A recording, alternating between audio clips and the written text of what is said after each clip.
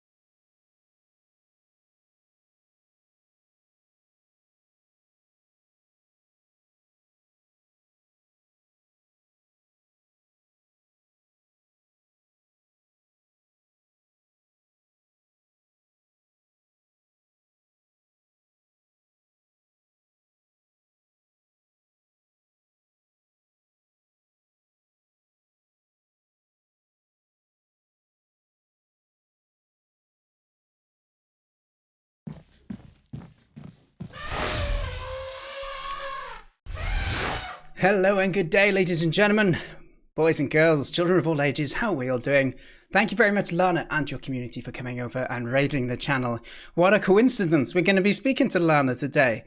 And fancy that. She's here along with her community. How you doing? So first off, let's welcome all of the wonderful people who came in on the raid. Bizarrio, you were here just before the raid, but I did see you in Lana's chat earlier as well, so I know you're two-timing me. Bizarrio, it's totally fine.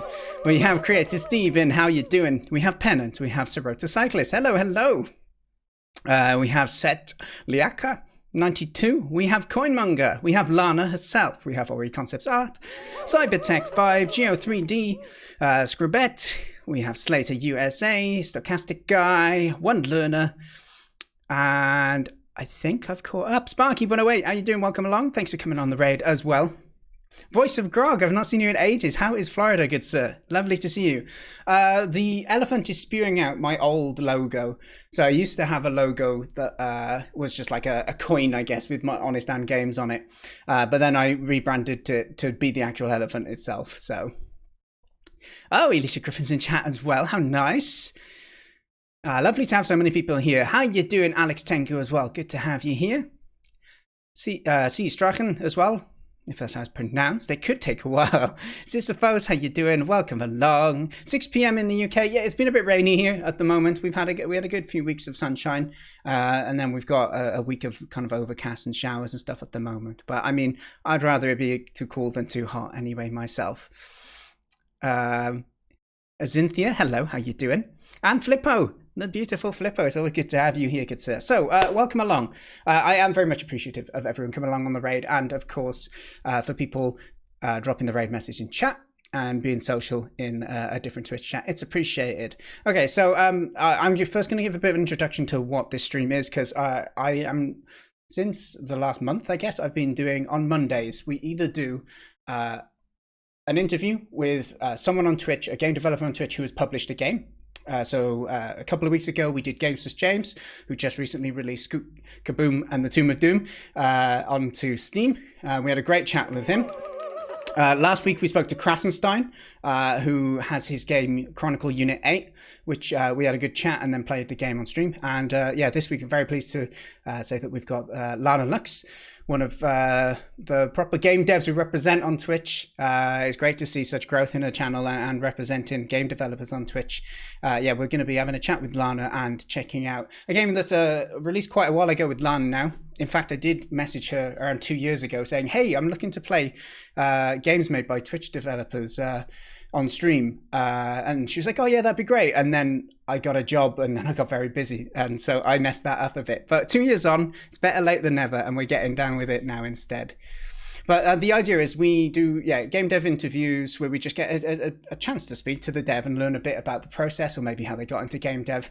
It really depends on the developer and their story, I guess, where the chat goes. And then we will play in the second half of the stream. We then go ahead and play the game. Lana has kindly as well given 4 keys for her game that I can give out as well at the end of the stream for people who are interested in that as well. So we will be giving those away at the end of the stream as well. I don't have any fancy system to give them out, so we'll see how much of a mess that is later as well.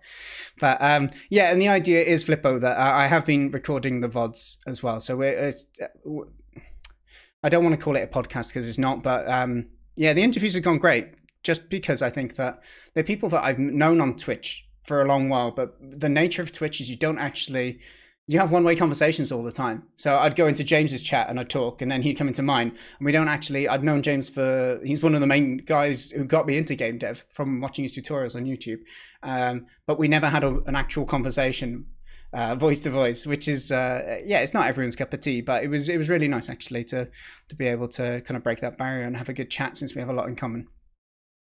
So, anyway, so we do, the game dev interviews and then alternate weeks. So next week, what we do is we play games that are submitted by viewers, who want some feedback on their game as well. So I can show if we go into here. So here's our list at the moment. The last time we did this, we played through these three games, and then we've got 4 games in the queue now. So probably next Monday I'll play through 2, maybe 3 of those. And I email the people the day before saying we're going to be playing your game tomorrow, and then we'll give it a good half hour to an hour, dependent on the game. So if any of you are working on a game and you're interested in submitting for feedback, it'll be every other Monday we do that, and there's a link here that you can follow up on if anyone is interested in that. But the format of the stream today, then I'll jump on a Discord call with Lana in a short moment if she's about, and then we'll have a chat for approximately half hour. I've said that both times and it ended up going over, so however long feels natural, and then we'll make sure that we get at least an hour of gameplay. It is not my fiance's birthday today, so if it does run over a little bit past 8 o'clock, it's UK time 6 now, so if it does run over the kind of 2 hour slot we have, it's not the end of the world today. Like we ended up doing with James's game, we were committed to finish it, so we ended up playing for an extra half hour to an hour. But okay, so in which case I'm gonna give Lana a message and see if she's available. And we will, yes, she replied before I'd finished asking. Okay, I'll give you a call now and let's see if the voice works. We've had issues with this before, but it should be fine. Every day is your, yes, sorry, Alicia, my mistake. Hello? Hello, okay, good. First impression, I can hear you. Stream, if you can just say a sentence for me, Lana, make sure that Stream can hear you, okay? Can everyone hear me okay? Okay, we'll wait for chat. It looks like it's coming through fine. Yippers. Okay, good. Sound good. Levels are good. If it ever goes, if either of us are too loud or anything in chat, then do let me know. I think people are happy to hear you, Lana. We've got lots of yippers in chat. So, hello, Lana. How you doing? You guys just heard me. Hello. Hello. Thanks for having me on, Dan. Nice to be here. Yeah, no, a pleasure. And nice to formally meet you as well and actually talk to you as a person rather than via chat or vice versa. So how I normally start these... Yeah, absolutely. how I normally start these things is I will give an introduction to you, and then if you want to introduce yourself any further than that, you're welcome to do so.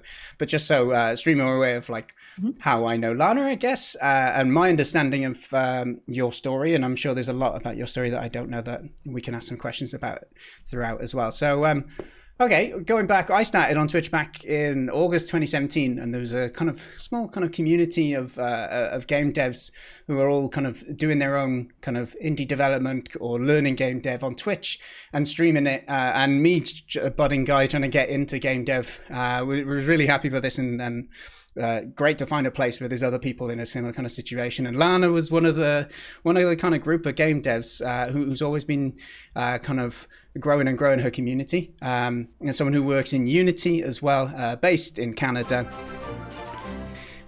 And mildly interrupted by a subscription. Thank you, Lentil Stew Dragon, for the sub. But yes, so she's based in Canada and she works in Unity. But not only does she do game development, but she also is very good at modeling as well. So she makes a lot of models for her games as well. And it's always been one element of her work that I've appreciated is a lot of indie devs tend to go kind of like 2D pixel art because it's it feels a bit more manageable for one person to wear many hats. But yeah, the games that you're often working on, Lana, I don't know if I've ever seen you do a 2D game. It always seems to be big old 3D games as well. So I think I know you're not quite a solo dev. You do get some help from other people when needed, but at the same time, I think you've always impressed with the amount of kind of work that you throw in, and that you're able to contribute to your own projects individually as well. But yeah, so my understanding goes about that far. So yeah, is there anything vital I've missed there? That was a really great introduction. Thank you so much. I'm very flattered. Good. And yeah, I've been streaming since back when I was saying before we came over here, back when there's only a few people streaming game development. So it's nice to see there's a much bigger community these days. I know you were streaming back then as well, and it's been exciting to watch your journey. Switching game engines and getting a job and continuing to do streaming while you're managing a full-time job. So that's been really cool to see you progress down that journey as well. I think you pretty much covered it. I do. I'm currently working on a 3D game. Don't Know Me was also 3D. I have done 2D in the past, but I just think it's so much more fun to do 3D games. So I kind of stick to those these days. Yeah. No, that's fair. So when about did you start on Twitch? I don't know the exact date, but it's been, I want to say 4 years now, I think. Yeah, okay, probably around the same sort of time frame then, for sure. Mm-hmm. Yeah, okay, that's cool. So, right, so if we go back to the beginning then, because as much as it's great that you stream on Twitch as well, really, I guess the core of it is about game development. And if I remember correctly, you don't have you kind of moved into, I can't remember if you moved completely into development or into game development. It's like something in my mind says you did something sciencey before, but I can't remember the full details. So like, what was your kind of educational path or your career path since you were younger? Like, have you always wanted to go into game dev, or was there a moment where you kind of decided to go for it? Yeah, good memory. I always really enjoyed game development. I didn't even realize that was a potential, career. When I was a kid, I thought games were really cool. I would design games just as like, almost as a fantasy, like, oh, imagine if you could make a game like this and this. And I'd write like stories about it and draw art around it. And I ended up going into science and I went into physics for university. And while it was super interesting, I didn't really want to go down that path with my career. So I ended up switching over to graphic design, where I was doing websites, print, that kind of thing. And I slowly started picking up some front-end development to kind of make myself more of a complete package when I was looking for jobs, because it was really competitive at the time. Graphic development was the thing that everybody wanted to do. And so if I could be a graphic designer and a web developer, that was just a little bit more useful for companies. And I ended up actually going more down the development path for a while. I ended up learning backend. I made websites for quite some time. sometimes doing graphic design, going back and forth between them. And I ended up specializing in user experience for the last few years Okay. Okay. until, yeah, until I started doing 3D and Unity. And it was so much more fun than the way I'd made games before. Right. I felt like the game engine just helped me do all the hard parts. Mm. And I felt like there was a lot to learn. And I decided to just, I gave 3 months notice to my job. I planned it for a while, and I decided to take a break from my 9 to 5 and explore the game development world. And I Mm. enjoyed it so much. That's when I started streaming more. I enjoyed it so much that I've been doing it ever since. I Well, never that's went awesome. back. Well, it's Yeah. a really nice story, and I was going to interrupt you, and I thought, no, I'll wait, and then we'll go back to it instead. Was web developer? Wow. Okay, so because Yeah. there's quite a bit of similarities between your story and my story in a little way, in the sense that when I was looking to go into game dev, I kind of did a slightly similar thing in the sense that I was working. I used to be in education, and then life events gave me an opportunity where I could pretty much take some time, live off a little bit of savings to just try and do something I was passionate about, kind of an early midlife crisis, whatever you want to call it. Trying to just do something that felt a bit more, I could get a bit more excited about. But I remember when I was learning game dev, I was like, game dev's a bit difficult to get into though and make money from what everyone says, so maybe I should have a backup. And I also went down the web dev route of trying to teach myself that, so I was kind of doing them both in tandem. And when you said yeah, game dev was a bit more fun than than web dev, or yeah, I'd say I can definitely relate to that. But having that experience though is quite a kind of varied, but I guess they're quite connected as well, that route, from your, I guess, your kind of physics education then into a bit more of a creative role. I guess that was a bit of a shift into your the graphics design role, but then yeah, into the website stuff. Did you actually enjoy your web dev work, or was it more of a just it's work and you learn what you need to kind of progress or to grow yourself? Yeah, I did actually really enjoy it. I think I think a big part of what I've been sort of working towards has always been a balance of something that's sort of logic based but also creative. I think when I was in university, it was almost entirely logic based with physics, um, which was interesting. But I was like dying for some creative freedom and creative expression. So when I was doing graphic design and development, that kind of balanced really nicely. But I feel like it's just amplified like a thousandfold with game development for both of them. Yeah, for sure. I think I can see that direct link through, you had the creativity of the kind of graphic design side and then the logic side. And you pretty much have that with game dev as well, right? You have the presentation and you have the user experience as well, which I think, look, I haven't played, don't notice me yet. I've played a couple of your Game Jam games, but it's something I've noticed in the few things that I have played of yours is like, how the user feels is definitely something that's thought about, which I think is something that's often overlooked in game dev, especially maybe as the kind of games that I make or I play in game jams tend to be more hobbyist games, and it's something that definitely does get overlooked. So I feel that a lot of your experience is interesting to see that your experiences from other parts of life is really kind of, you can actually feed them directly into your process of making games, right? Yeah, Yeah. thank you. Oh, that's cool. It's cool. Actually, I wanted to ask you, you said you were in education before. Does that link into game development as well? Not quite. So, yeah, I did an AI and computer science degree originally, and then I graduated and didn't go into actual development, so I kind of stopped coding. I got a job as like a trainer, which was like to educate people how to use this certain software. I didn't do any of the coding for it, just taught. It was more of a people skill sort of transferring knowledge sort of role. And then that went into high schools then, so I was teaching computer science and IT as well. So I mean, over here, I don't know if it's the same in Canada or wherever chat are around the world, but IT or over here is pretty much lessons about still using things like Excel and Word and how to write a letter, and making a database or making a slideshow and those sort of skills. So it's a bit of the mundane stuff, but it's really cool that just while I was doing it, though, I only did it for 3 years or so, but it was really cool that they started to bring in computer science into the curriculum, but that was before I'd gotten back into coding, you know. So it was, I kind of wish I wish I'd had the experience that I do now. AWEST Spacey 12 Tasha. Sorry, the alerts on stream. Thank you for the subscription. Appreciate it.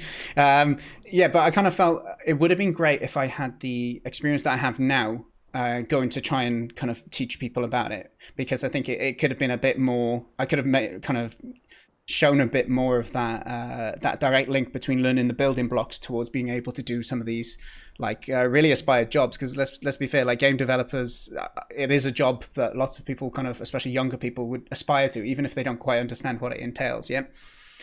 So yeah, it wasn't so much a game development teaching role. It was more of just kind of computer science.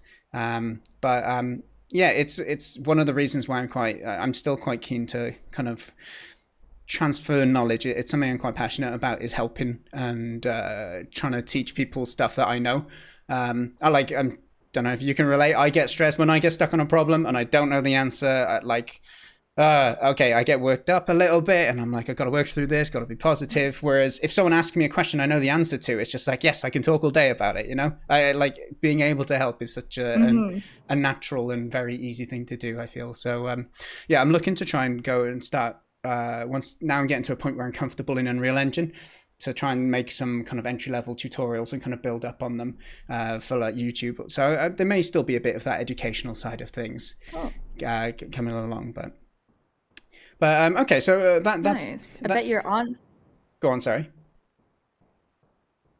it's hard with the voice calls. Something's like there's a little bit of delay, but I was gonna say, I bet your onboarding of your games are very well explained. With yes, background like that. Yeah. It's well, I remember when I first. Oh crikey, it's been a bit of a hindrance as well. I remember some of the first games that I made, the tutorials that I would make would just be like, there'd be a pop-up with a wall of text all the time, because I wanted to really make sure that they didn't have anything left that they couldn't know. But then you sap all the fun out of the game if they don't get to discover anything themselves. So yeah, it's been a bit of a hindrance, but I think it definitely it is a skill that I'm really grateful that I had a chance to kind of gain through a bit of experience. Is just I think it's understanding that some people don't have some of the knowledge, and then trying to explain it in a way that doesn't assume that they have that knowledge, because I think that's where a lot of the time that communication can really break down, is where you assume they know something and then they're instantly lost in your explanation, whether that be a game trying to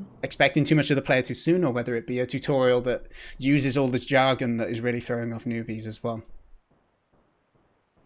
But, absolutely. Yeah. That was a big thing with user experience as well. It's figuring that out.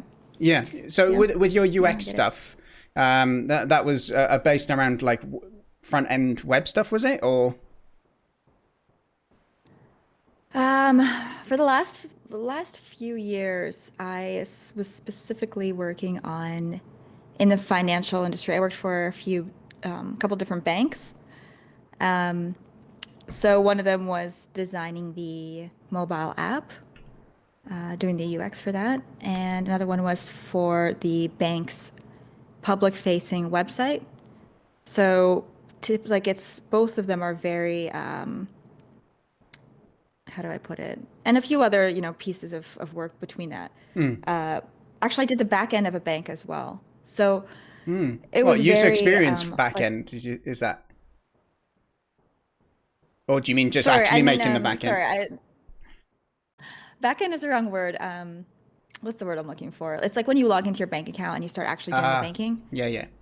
So I did the different parts of the different interfaces you'd see for banks, which was different in a lot of ways, but similar in some ways, because there's so much content on these things. Like imagine trying to explain every type of visa that a bank offers, or every type of investment, and trying to explain that and display it and have it accessible in a way that's super easy for people to navigate, or trying to get people to understand how to deposit a check with their phone for the first time, make that a quick and easy experience. That was the kind of stuff I was doing for a while. Yeah. Oh, cool. Well, thank you for explaining that, because like I find it really intrigues me. Quite often I like to ask people, like, you know, one of the famous kind of filler questions, small talk with people is you're like, oh, where you from? What do you do? We always ask what people do for work for some reason rather than what do they actually like doing. That's a different question we don't always get into. But Right. quite often people will just say, I do this. Like, for example, I say I'm a software engineer. And for someone who doesn't do coding, like, what does that actually mean? You know? And so a question I often like to ask is, what do you do in a typical day? And that really helps give a bit of an explanation of like what a job is. So like you going into a bit of detail at least allows me to understand a bit more about what that user experience sort of role could mean in your example at least. But yeah, well, That's a good question to ask. I like that. it is. Well, I recommend it. Yeah, anyone in chat, if you meet new people, instead of asking what you do, ask what you like instead, and it can lead to some more positive conversations, right? Because I think a lot of people don't associate work with positivity always as well. You know, some of us do, thankfully. I mean, some people find fun outside of work and just make money with work. It's whatever works for other people. But it's people are always happy to talk about what they like. But anyway, we're going slightly off topic now. But okay, so Yeah, that's true though. you've explained how you kind of made that transition then to get into Unity. So you'd had some programming experience then at this point already, and you said that you were, when you were younger, you were like creative, kind of thinking up ideas and drawing out things and the likes. So how did you find getting into Unity? Was it something that you kind of just you could work in immediately, or did it take a bit of learning? And what steps did you take to learn, if so? You know, it's kind of funny what like I kind of knew about Unity for a while, but the thing that actually got me to download and try it was Google Cardboard. So somebody came into my office and they had Google Cardboard, which is basically a form of VR that you could buy for about $30, and they sent you just this like fold up piece of cardboard and some lenses. You put your phone in there and it's like a very, very kind of rough version of a VR headset. Yeah. And I just thought it was the coolest thing ever. And I found out that you could link that up with Unity and make things for it. And I was like, I need to know how to do this. So I ended up doing a bunch of tutorials just to get my head around the environment in Unity and a bit of C Sharp. And I prepared for a local game jam, one called Toe Jam, which is TO is short for Toronto. So Toe Jam was the big jam before we weren't allowed to hang out. I mean, I think they're doing it online still, but it's a really cool in-person event. And I showed up to that, and it was just such a fun time. And I actually managed to get a pretty decent little experience together, which I was so excited about. And it kind of led me to want to get back into game development and explore what options were there. Okay, so how much experience did you have with Unity before attending Toe Jam, may I ask? And by the way, Toe Jam just sounds completely different to what it actually is. Not. I remember it reminds me of the old game Toe Jam and Earl, right? But it's all good. They know what they're doing with that. Yeah, it's good. It's good marketing, right? Yeah. But so I guess the question was though, how much had you been using Unity before you had the confidence to actually go to a jam like that? Very little. I think I heard about it. I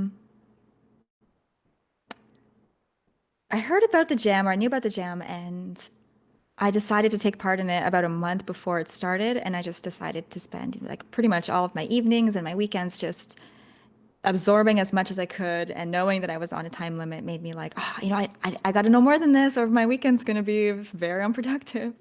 So I was trying to like set myself up for the weekend to actually make something out of the things I had learned the month ahead of time. So it was basically walking in with no experience, a month of practicing on the side of a full-time job, and then going into the game jam. No, that sounds awesome though. Awesome from a perspective of hopefully, I think there's a lot of people I speak to who do have full-time jobs, and they're like, oh, I want to get into game dev, but it's a lot of work. And especially when it comes to game jams, they're like, oh, I don't know if I'm good enough, or I don't want people to make fun of that my game's not good. And I think they're really the perception of what the game jams is about is maybe it can be what you want it to be, I think, is an important thing. And it's nice to hear that you kind of went in not blind, but you went in relatively inexperienced, right? And I think that experience has probably been quite pivotal for your shift towards game development then, and you to keep getting more and more into it, as you explained.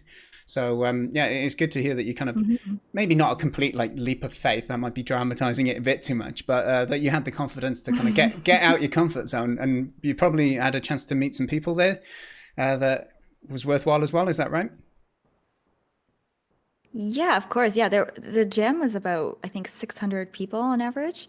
So in Crikey. person, that's it's a whole. I think they borrow the university for the weekend, and they have a few different floors just filled with people and computers, which just creates such a cool, so much energy and excitement and creativity, and everyone around you. You can kind of be like, hey, do you know Unity? Do you know this? And everybody was so willing to help each other. I was pretty shy to ask, but it was there, and people were more than happy to help each other. Mm. And I think that because I kind of went in with this attitude, like I didn't know what I was doing, and I was just trying to make something work, made it more fun. Because I think that if I had some sort of expectation or some sort of ego attached to what I was able to do, it would have been harder to learn, and like less fun to learn too. Yeah. Yeah, maybe a bit more So pressure on yourself, or expectations on yourself, which can yeah, sometimes limit, especially yeah. with jams being quite a creative playground. If you exert pressure on yourself or expectations, then that can often limit or maybe put excess stress on you, which can kind of affect your performance, I guess, when it comes to being creative and putting some games together.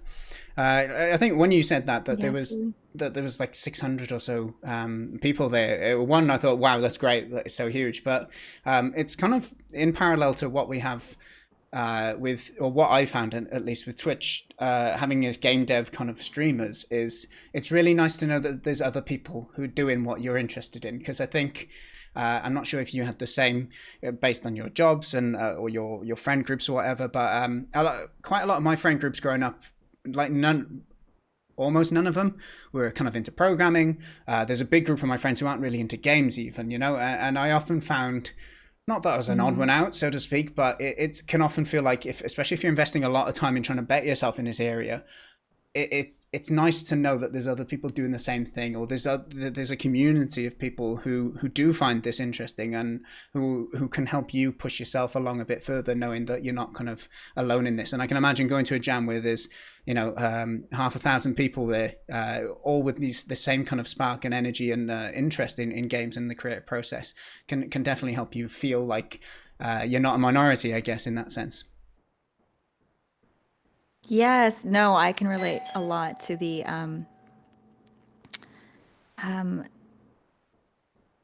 I got the doorbell. Hang on a Yeah, second. I was just going to Sorry say, to stop. Hang on. it's okay.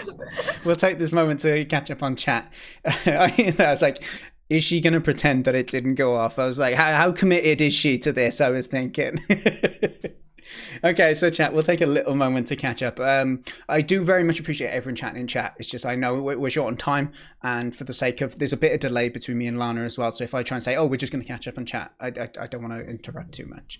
So, but I do appreciate everyone chatting in the chat as well. Hello, the people I haven't said hi to. Thanks for the subscriptions. We've had a few little comments on what we've been talking about as well. So education and games have a lot more overlap than folks realize, says Coleslaw. I do agree with you there. Thank you, Sarota, as well, for subscribing to me. Sarota, wonderful member of the community over at Lana Lux, who gifted me a sub to Lana Lux for like 6 months. The very generous person. It was much appreciated. Welcome back, Lana. Nice.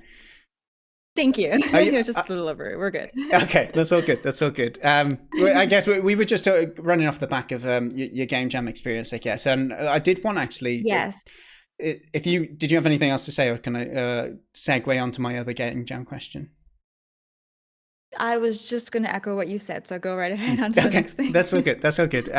So yeah, it was about game jams, because one of the things I first saw through Lana, which has made me think I want to do that, is let me just quickly greet the wonderful Bucksnell who's raiding. Thank you very much, Bucksnell. It's good to see you. It's, I hope you had a good stream.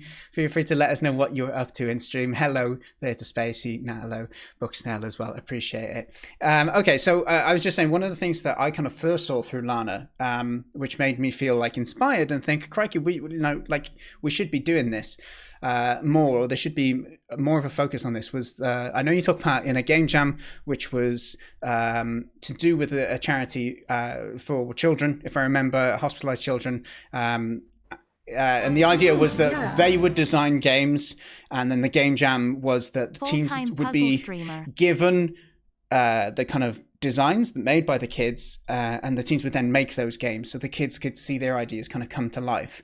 And I can't remember the details, so I don't want to label it, say, terminally ill children if they were, and I can let you explain the details there. But the point being here is, one, it was like, what a great way to use, instead of games are quite often quite, like, you want to see people play your game, you want people to see your experience, but games can also be something that can give genuine kind of enjoyment and joy to people, and allowing young people who maybe won't or don't have the skills to kind of make games and to let their creativity be made real can be something super exciting. So yeah, could you tell us a little bit about that kind of game jam and your experience with that? Yeah, thanks so much for remembering that. It was a while ago. I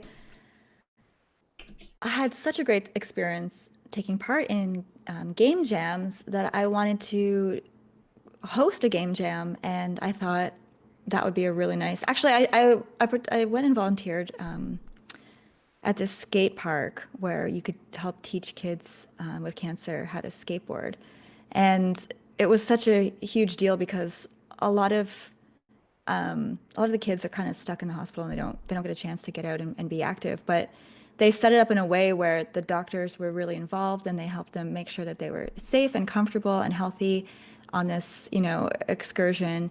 And all the volunteers honestly, I think the volunteers get more out of it because it's just so rewarding to see these kids having fun and being courageous in so many ways. But I was really touched from that event and thought that it might be fun to bring something like game development in games to kids who are, stuck in a hospital, whether it's for being sick or from having physio, or they're just coming to the hospital on a regular basis. It's not a great experience to be spending that much time there. Yeah, agreed. So we worked with a couple different hospitals, and some friends joined in and really took a hands-on role, which was amazing. And we put together an event that was online and in person in Toronto, and we took ideas from the kids who could design a game. They could share drawings or just tell us the ideas, the characters, the setting. And they were like the most amazing ideas. Holy cow, they were so cool. One of them, for example, was one girl wanted to have a character who's a little girl fighting off natural disasters. And she said she wanted to play something that would give her courage. And yeah, another one was like, you play as healthy cells fighting off cancer cells, and it was just like these, like, man, like, you just wanted to do such a good job on these games. It was almost like, if I were to do it again, I think I'd want to spend more time doing them, because you want to make these games amazing for the kids. Yeah. And I guess it was a really cool event. Sorry, go ahead. No, I was just going to say it's a little more devastating if you have some game breaking bugs in a game that was designed for some small little child who's sick, and they dreamed up this game, and you give it to them and they can't even get off the start menu. So I can appreciate it's one of those where you want to make sure that it's done right, and maybe fitting it into 72 hours or however long it was could be a bit of a push. So yeah, the extra time would definitely be something that allows you to feel you've done it justice, at least. Yeah. So yeah, it was a lot of extra pressure, which I think is kind of cool too, because it's a really good reason to want to push yourself harder and do a good job. But yeah, the hospitals were so grateful. They said that, like, obviously, like, you can't really meet with the kids, so a lot of it was through the workers there. And they were like, you made some of these kids like they were so excited to play. Like, one of the kids specifically wanted to be a game developer, and he had like this whole plan for the game. It was so cute, and this kid was especially ecstatic to play a game that he designed. So it was a really great experience. No, it's I'd love a to do it again yeah, sometime. it was such an inspiring kind of story, and I think it's yeah. At the same time, I heard about this. I mean, it's probably 2 years ago or so now, right? Yeah. At the same time, it's Mhm. finding the time. It's very easy to think like, oh, that's a great idea, and then not doing it. So that's why it's even more kudos to you for actually doing it.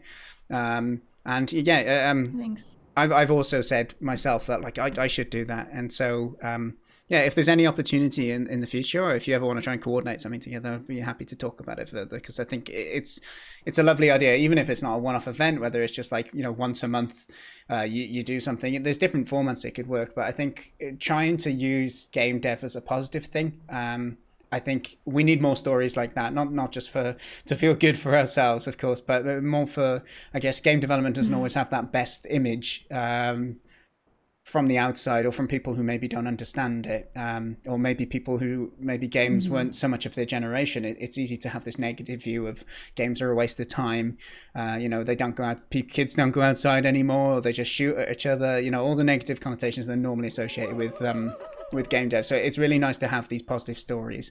And I think that you're probably aware of the charity Special Effects. Like they're doing great things to show. If anyone in chat doesn't know, Special Effects are a charity that work on making games accessible for normally children, or I think it might just be children. It might just be anyone with disabilities, though. Making games accessible for them, so they come up with ways for people to control games that can't use controllers or mouse and keyboard in a regular means. So they'll do things that will react on, if they just move their cheek, then that'll act as a button press, or it'll use their eye tracking in order to allow them to move around or point and click and things. And for these kids, or it may be adults as well, as I said, but for them to have that chance to kind of join in and do what everyone else does, is something that's quite special as well. And I think there's some interview I've seen before where someone's talking. It's pretty sad, but ultimately he's saying like, when I get to play games, I get to be like everyone else. I get to, well, they don't have to be have the disability or whatever that they've got that kind of hinders their ability to take part in certain tasks. And so yeah, games definitely can play a really positive role in life and mental health, and any opportunity we have to kind of promote that, I think we're definitely, if we have the ability to, then we should definitely be doing that as well. Yeah, yeah. I think that's a great outlook, and that's a really cool charity too. Actually, one of the hospitals that we worked with, had a game developer in house, and they had some different setups to help people with that kind of thing. Like in the waiting room, they had a carpet that had a checker pattern on it that was color coded, so they could control something that was on a projector based on where they were standing on the carpet, and it was there. All the games were didn't depend on speed. So if it took you a minute to get to the other square for whatever reason, that was fine, and you could still participate in the game while you're waiting in the waiting room. So that was a really cool example of Yeah. accessible games like that. It's cool that there's a charity about it. I think accessibility. I'll try to. I do want to make sure we talk about your game in that for a bit as well, and I'm aware of your time as well. Are you in a? Do you need to shoot off at a particular time, just so I can keep that in mind? No, no, I'm No. good on time. Okay. Okay. We'll try not to go too far over. But I was just going to say on the note of accessibility, like it's. I know watching E3 online in Twitch chat or YouTube and see isn't the best place to get a perspective on. Maybe like what people feel about game dev, because I don't know if anyone else in chat has been watching any of it. Just the Twitch chat is, or the YouTube chat is just toxic of people just spamming this is boring or boo or whatever, right? But they had a panel on diversity, for example, but they've been panels in the past on accessibility as well. It's one of those topics that if it doesn't impact you, then it's very easy to not have an opinion or even have a negative opinion about it. I remember there was this big, there's quite a bit of a discussion before about some people feeling if a game has an easy mode on it, then they feel like it's not fair. Like, not everyone should beat this game, as if it's some reward that you beat the game and other people shouldn't be able to, without considering the fact that there's people who may want to experience the game, but they physically can't, or just are not able to access the rest of the game due to whatever reason. So the point here is, I think accessibility, as much as it can be seen as one of those things that, oh, big studios need to make sure they chuck it in there. I think we should always be thinking about it. And the studio I work at, they have it's actually something that will block them releasing content. If it's not accessible, that's as bad as having like a server crash effectively on the online game part of it. They will not release it because if it's not accessible, then they're kind of breaching their own kind of standards. And I think that's a really important thing to kind of, even as developers who are just doing game jams or small projects, to just keep it in mind. It doesn't mean you have to cater for everything. It's not always feasible, don't get me wrong, in a little game jam, but keep it in mind and don't see it as a politically correct tick box. Try and, I guess, having a bit of perspective and seeing how you allow other people to engage with content that they know otherwise wouldn't be able to is worth the effort, in my opinion, at least. But okay, so we shall move on a little bit now into actual your experience with game development then. So we've talked about how you got into it initially, and we're going to be playing your game Don't Notice Me, which, am I right to say that was your first kind of published game? I would say it's my first Steam game, first 3D game, first Unity game. So it was a lot of firsts, and yeah. Okay. And that's an interesting one because the term publish is very ambiguous, I find, as well, right? Because putting a game on itch is technically publishing, and then putting it on Steam. So yeah, it's one of those where it was a game that was released with the intent of people discovering it on Steam and playing it and getting to experience your vision, I'd imagine. So that was your first game. Do you want to talk about how you came up with the concept for that and what were you hoping to achieve with that game? If you remember, it actually started as a jam, that game. Oh, okay. Yeah, it's been a little while. It started as a jam, and there was a few things that I was thinking about. The first one was lo-fi. So like lo-fi had just started becoming popular, and I thought it was like the coolest thing and so relaxing. Then I also was thinking about jump scares and how I used to say I used to not jump very easily. Now my doorbell makes me jump every time. I don't know why. It's very loud, very startling. But I used to not jump easily, and I'm like, the one thing that makes me jump is if I'm like doing, like, the thing that I think makes people jump in general is if you're doing something like you feel like you shouldn't be doing, and you're focusing, and even better if you're kind of almost relaxed in this, like in like a zone. You're focused, and so I was like, what would be something that would create that? And I thought, like, oh, doing something you're not supposed to do, sneaking around in someone else's room would be a good example. And kind of this relaxed environment, you're kind of solving puzzles, and then, there's a potential to get caught. Yeah. And I think I was pretty successful with the jump scares. Hopefully. Oh, great. You've been warned. Yeah. Great. No. Okay, that's interesting. I think it's kind of playing on that. You want people to feel a certain thing. And I don't know, like when I've approached games before, I think maybe I'm a little bit more objective. I want a game where this is what I want to happen in the game, rather than thinking so much about the kind of environment or the kind of setting that you wanted to set, and maybe the emotions that you wanted the player to experience a little bit as well. So okay, so you came up with this idea of generally you need to sneak around, finding clues, or just looking into this other person's kind of personal stuff a little bit. Is it? How would you describe, I guess, the game in as an elevator pitch, sort of what do you do in the game? What is the objective, if you could kind of break it down? Sure. It's also a little bit, I was inspired from escape room games. So you're kind of, instead of you're kind of escaping a room, but you're trying to solve things within a room. There's different keys and clues and puzzles to solve to unlock the next thing, which gives you access to the next puzzle, and so on and so forth. So I wanted to make it a little bit more lighthearted, a little bit of a different environment than you typically see with these types of games. And so you play as this girl who has a crush on this cool guy at school, and she writes him a love letter, but then she immediately sneaks it into his backpack, but then she immediately regrets it and wants to get it back, but he's already left. So you're at school, and you need to first figure out where he lives. you need to get into his room and you need to find that letter before he gets home and reads it, as you can see here. There's Yeah, yeah, a yeah. sneaky letter. Okay, okay, that's a cool setting, and I'm sure it kind of. I think it probably. I don't want to say everyone's done this, but it's definitely relatable in some ways, isn't it? That idea of wanting when we're younger in school, or maybe these days still, that if there's someone you have a crush on, or you kind of want to talk to and you're too shy or whatever, that it kind of there's so many kind of emotions involved with that, and then this idea of doing something then regretting it, and you can imagine what sort of state you could get in this environment. And then I think what's interesting here is the complete kind of change from like you're too shy to give them a letter, but then you're going into their personal space and kind of learning so much about them. It kind of sounds like it escalates quite quickly, right? Yes.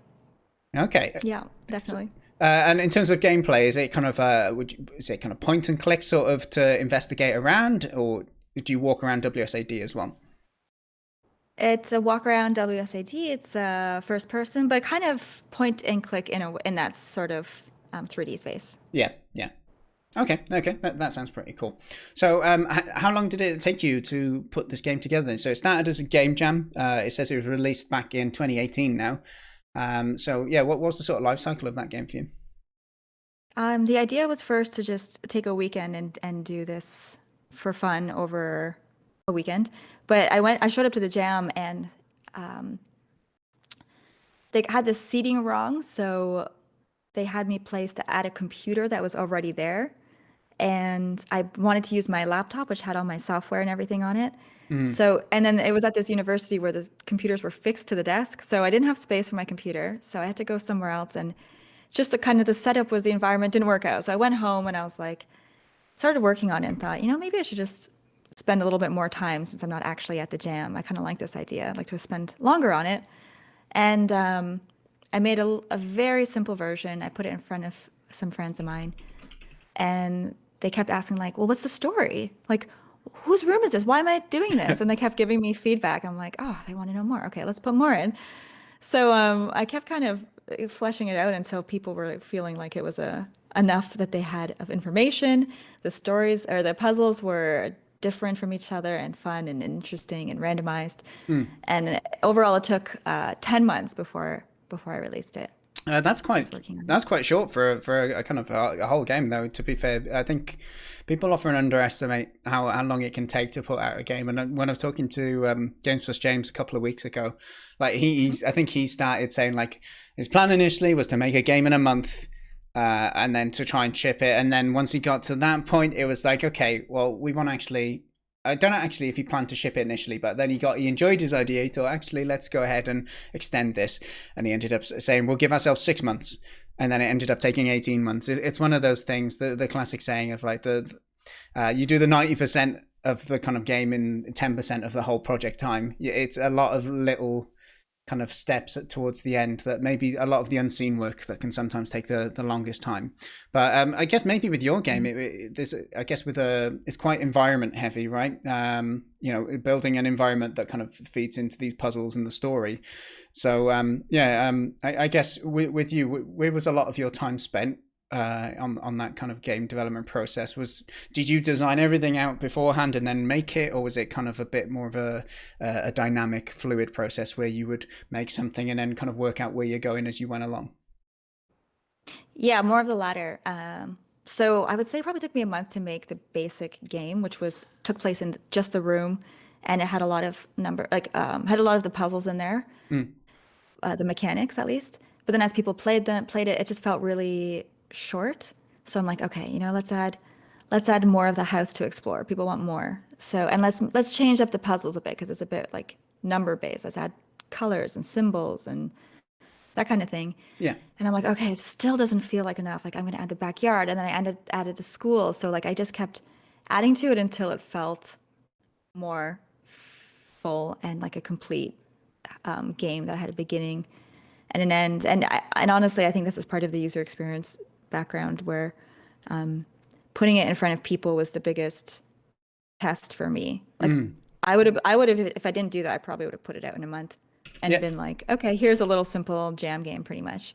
But putting it in front of people and getting that feedback and starting to see like, what the game could be, I was like, I've already come this far. I may as well keep going and make it the best version of what it could be. So I think I spent the most time just creating new environments and adding the puzzles and expanding it. Yeah, yeah. Well, I think that's really good to hear. I think it's a very important part of,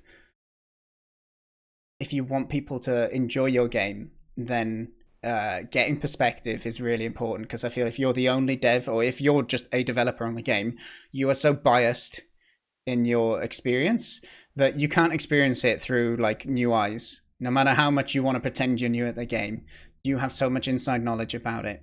You know how everything works, and so to get that kind of fresh feedback from someone who doesn't have all of that experience of designing and implementing the game is really, really valuable. And I think we find out a lot in game jams. I take part in Ludendari quite often, where you make the game and then you get this feedback back from people. You're like, oh, okay, no, we really didn't do this bit good enough.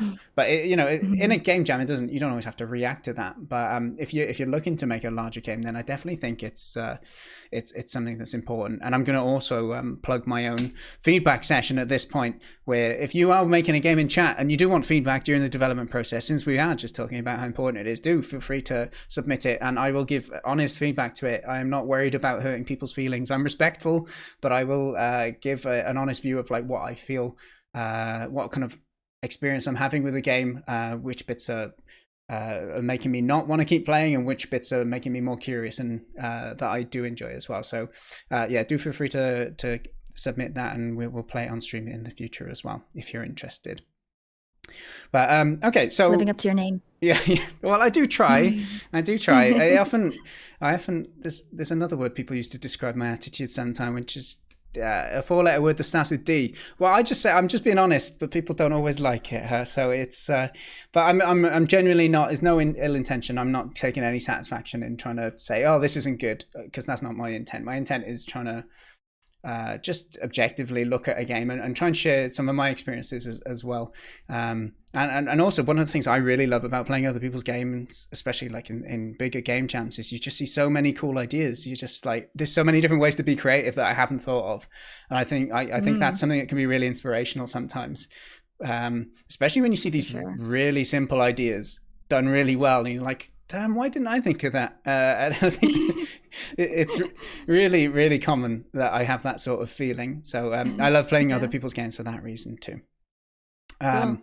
So, okay, so with Don't Notice Me then, that was released a while back, and is it fair to say, maybe not since that exact date, but pretty much for the last couple of years, you've been focusing on Strain, which is the game that's currently in development with you?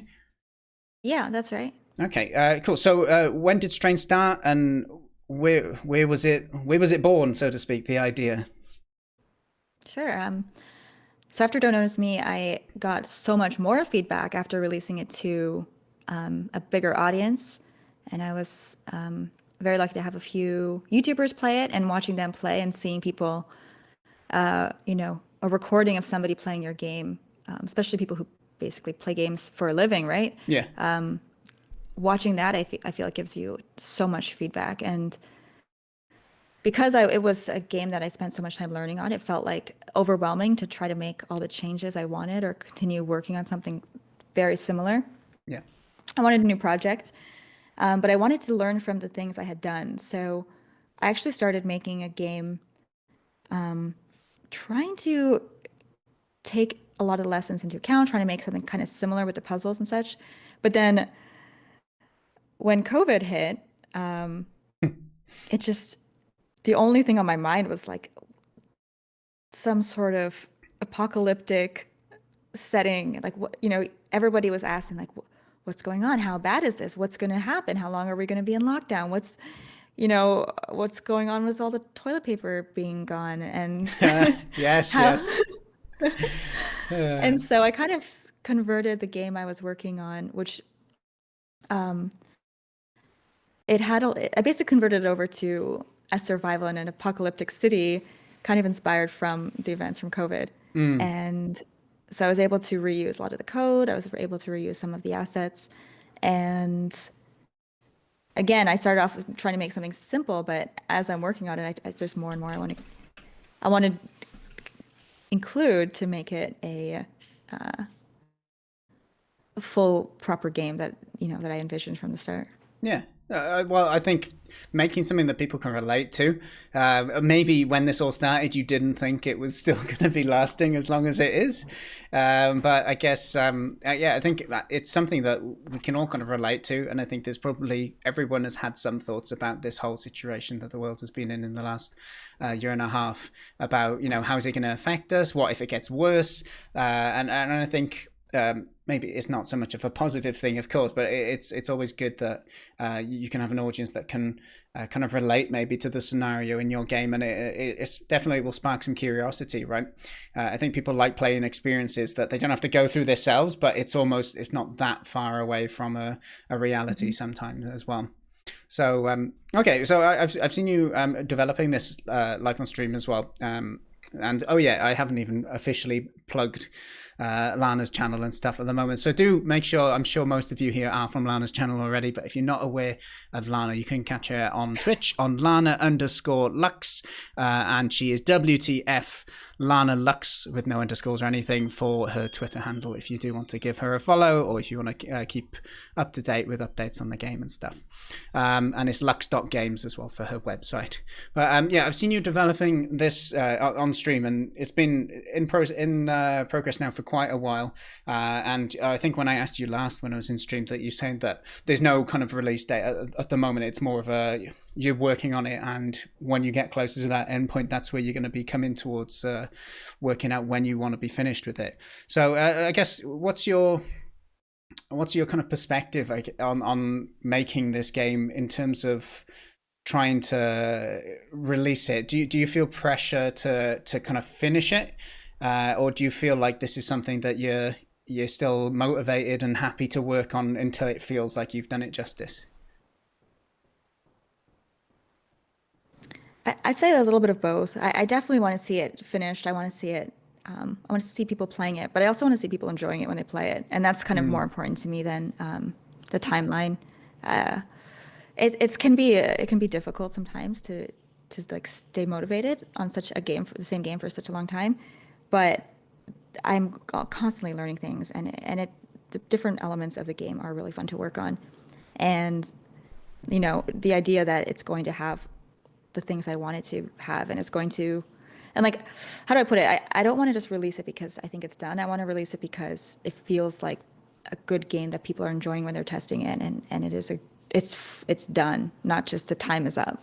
Does that make sense? No, it totally makes sense. And I think game dev is definitely an industry that's difficult to kind of have that choice.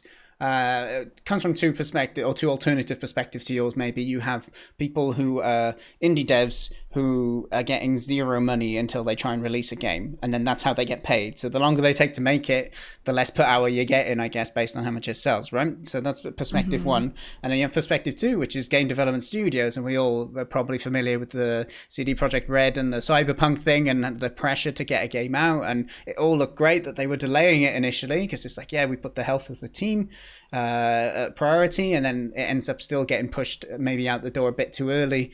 And there's always, I think it's a good example of not to criticize them. I have no interest in speculating about the inner workings of a company like that, but it's more of a case of there's often pressure to finish a game, whether it's, and quite often it's finance based. I think one thing that's probably been quite good for you is, I think, is it fair to say like your work these days is streaming, or do you do extra work on the side? Feel free to omit any details you don't want to go into. Yeah, so streaming is the main thing that I do now, and I'm getting by, so I don't feel too much pressure there. Yeah. Though. Yeah. So from a perspective of, I think as long as you're working on your game and you continue to build your stream, engage with your community, and be a general kind of positive influence on other people's lives to the extent that they want to continue to watch you and support you, I guess that allows you to be a little bit more there's maybe less pressure because the money you're getting isn't for the finished project. The money you're getting is for supporting you as a community and as a person and in your kind of endeavors. So so I guess without streaming it on Twitch, it would maybe be a bit of a different process, do you feel? Yes, I think it would be a different process. And I would have a hard time even beginning to imagine what that would look like. I think I would be feeling the pressure to finish it sooner because, yeah, I don't know why. I think I would just want to be putting games out more often if I wasn't streaming. I think streaming kind of, it's like you get that feedback regularly. It's more enjoyable to work Yeah, when you I have people agree. to hang out with. So I think if I was just sitting by myself in a room working on this, I just would be really, really wanting to finish it. I don't know if I would give it the attention I'm able to now. Yeah, I think it probably gives motivation, isn't it? When you've got the, when you hit these walls, when you hit these, these kind of hurdles that make you want to kind of not give up full stop, but like you just want to stop for the day. You're sick of it, and I've personally found at least that streaming almost gives you a bit of a commitment that you don't have to do things you don't want to do, but at the same time, it one you're streaming, like I've got to, I can't just put it off. I'm gonna, if you're midway through streaming, you're less likely to kind of give up after an hour if you're planning to stream for 8 hours, and especially when there's people around you trying to help or trying to keep your spirits high. I definitely felt that it's been something that can help keep you motivated. Whilst on the other hand, it's definitely something that can make your productivity sink. But I wanted to segue that to one thing that I noticed on your stream. As much as you do find yourself watching squirrel videos and other things at times, I would say that I think especially for someone with such a large viewership as far as game development goes, I think you do a great job of focusing on your work.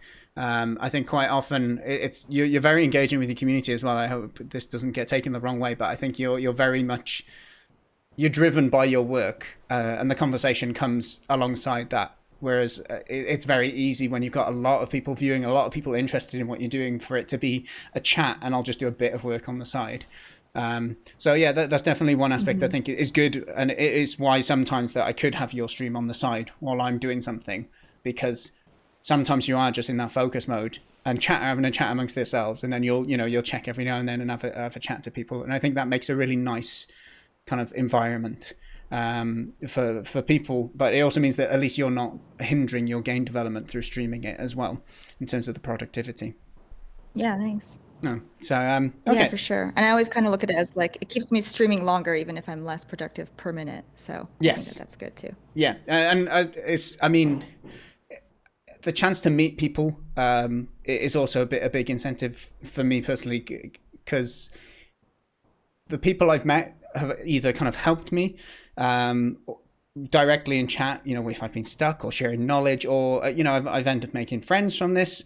I mean, I've met my fiance through pretty much Twitch and game development in a game jam, essentially, Nice. and how I work now wasn't so much through Twitch, but the kind of work I did while streaming allowed me to kind of get opportunities to get a foot in the door in the industry. So I think meeting people is always an important thing. And I know when I started streaming, I was streaming me learning how to do Unreal, so not the most engaging content, but I remember the thought I had in my head was, do I want to sit in my room on my own for 12 hours a day learning how to do this stuff alone, or will I stream it and maybe someone else wants to learn it as well? That was my initial thought, that someone else could benefit. And then it ended up being that just people came and were interested in, one, seeing my progress learning, but secondly, helping, which kind of circles back to that point right at the start I said about, I think people do enjoy helping where they can. And I think Twitch is a great kind of platform to allow people to kind of help each other and come together around a similar interest or passion. Yeah, absolutely. So, okay, cool. Well, thank you for giving us a little bit of info about Strain. I'll just scroll through some of the other pictures while I talk about a couple of other things to do with this then. So, I noticed as much as you do use Blender, and you are someone who you make some great models and set up the levels and that yourself, you are also someone who will use assets as well, or purchase assets here and there as well. So I was interested in talking about I guess, how your experience has been as a mostly solo dev. How do you approach the workload? Because there's so much there's so much to do, right? There's a reason often there's teams to make games, because like every aspect of a game can take a ton of time. And I guess, like, how do you draw a line between, okay, I'm going to either pay someone to do this, or I'm going to buy something to save me some time with this, or I'm going to let someone help me, versus I'm going to do it all myself? Because I think when people start off in game dev, letting go of some of that control is quite a difficult skill, I guess. Yeah, it is. It's difficult. I think there's a lot of things that go into decision making. Some of it's, for example, is, you know, how long will it take for me to learn how to do this? How long will it take me to actually get good enough to do the result I want? And is that a skill that I would be reusing regularly? And then what is the cost of buying the thing that at the quality that I want it to be at? So, for example, characters was a tough one because it takes a long time to make a character. It takes a long time to get even half decent at making characters. But it's also very expensive to hire someone to make characters, and it is a skill that I'd like to have, and I'd like to be able to make characters for future games as well. So it was something I decided to take on, even though I think that contributes to a huge amount of time I've spent on the game. I think it's still worth it because the characters will look how I want them to, and it's something I've learned so much about over the past year. Something, for example, like a car also takes a ton of experience, a ton of time to make it. Whereas you can actually buy a car. Like, here's the thing: if you bought a character from an asset store, anybody can buy that character, and it doesn't feel very unique. If you want to pay for a custom character, that starts getting very expensive very quickly, especially if you have half a dozen to a dozen characters or more. But a car, for example, it doesn't matter if your car looks like a car from another game. You can buy that car and save yourself a month or two of work, and it's not a big deal if it's a repetitive asset. Yeah, I mean, So that's sort of the factors that go into it. yeah, you go and buy a car that looks just like someone else's car in the real world, right? And then there's not that personal attachment, I guess, that you can have with players. And that, I think, when you're interacting with people, you definitely notice these things. Where if there's a car in the background, you're not going to go, "Oh, I saw that car in the first level, but it was red." You know, you're less likely to do that versus that person has the same face, but now they've got a top hat and a little mustache, and they got a really bad disguise on. Yeah, so no, I can definitely relate, and or understand, I should say, rather than relate, because I've not actually gone down that route myself before.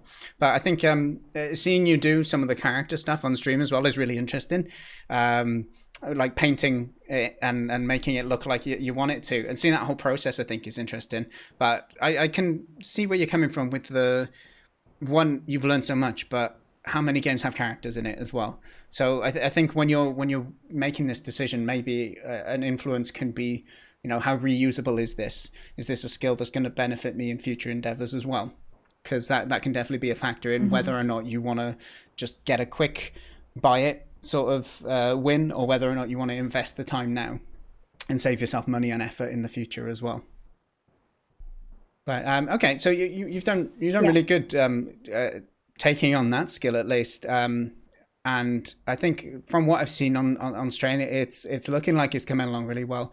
And I do look forward to hopefully, who knows if I'm still doing this stream by the time it gets released, but it'd be great to check it out on stream when you do get to that point where you feel it's playable.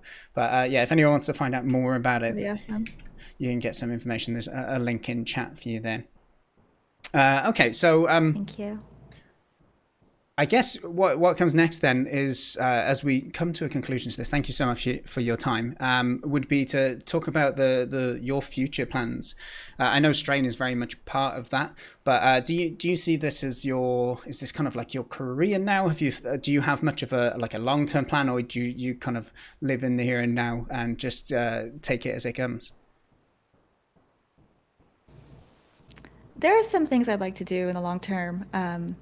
There's a lot of things I want to do. I want to do everything, but I am going to take it one thing at a time, because, you know, by the time this is finished and I'm moving on to the next project, things will change and I'll have to reassess what's the next best step. Yeah. So I'm kind of taking it a bit at a time, but definitely want to stay in the world of creating games or experiences like this. So I'm really loving this. I don't want to change too far from what I'm doing. Yeah. Oh, that's great to hear. That's great to hear because I think what you've been doing for the last few years, clearly from the kind of how your channel has grown and the community you've got, and it's great to see you like partnering up with companies and people from maybe outside of Twitch are taking an interest to think, oh, this is a platform. This is a great place for us to kind of meet people who can. I don't say influencer, but you know what I mean. That people can get in touch and realize that, there's communities of people who are passionate about stuff, and it's great to see that you've grown such a good one, and it'd be great to see you continuing doing what you've done to get to this point. Thank you very much for taking the time today to join us and have a chat generally about game dev. I'm excited, less excited now that I know that there's jump scares, to play Don't Notice Me. Again, if anyone doesn't know Lana, which you should already, you can find her on Lana_Lux on Twitch and WTF Lana Lux on Twitter as well. So I'm not going to ask chat if they have any questions for Lana because we have been going an hour and we need to play the game as well. So Lana, I will bid you a good day. I will say thank you so much for your time again. And it's been really, really nice to talk to you. Yeah, it's been really nice to talk to you too. Thank you so much for having me on your stream, and thank you for playing the game. I'm looking forward to watching you play it and hopefully jumping at the right time. Great. I'll try not to let you down. Okay. You have a wonderful rest of your day. Take it easy. All right. Take care. Thanks, Bye-bye. Lana. Bye-bye. Okay.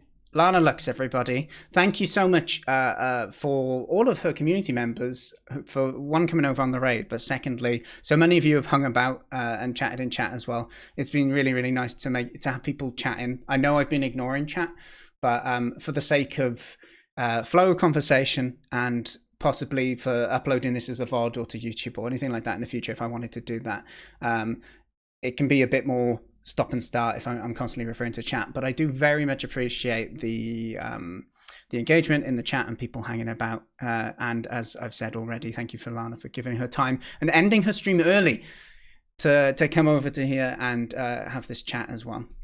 So yeah, much appreciated.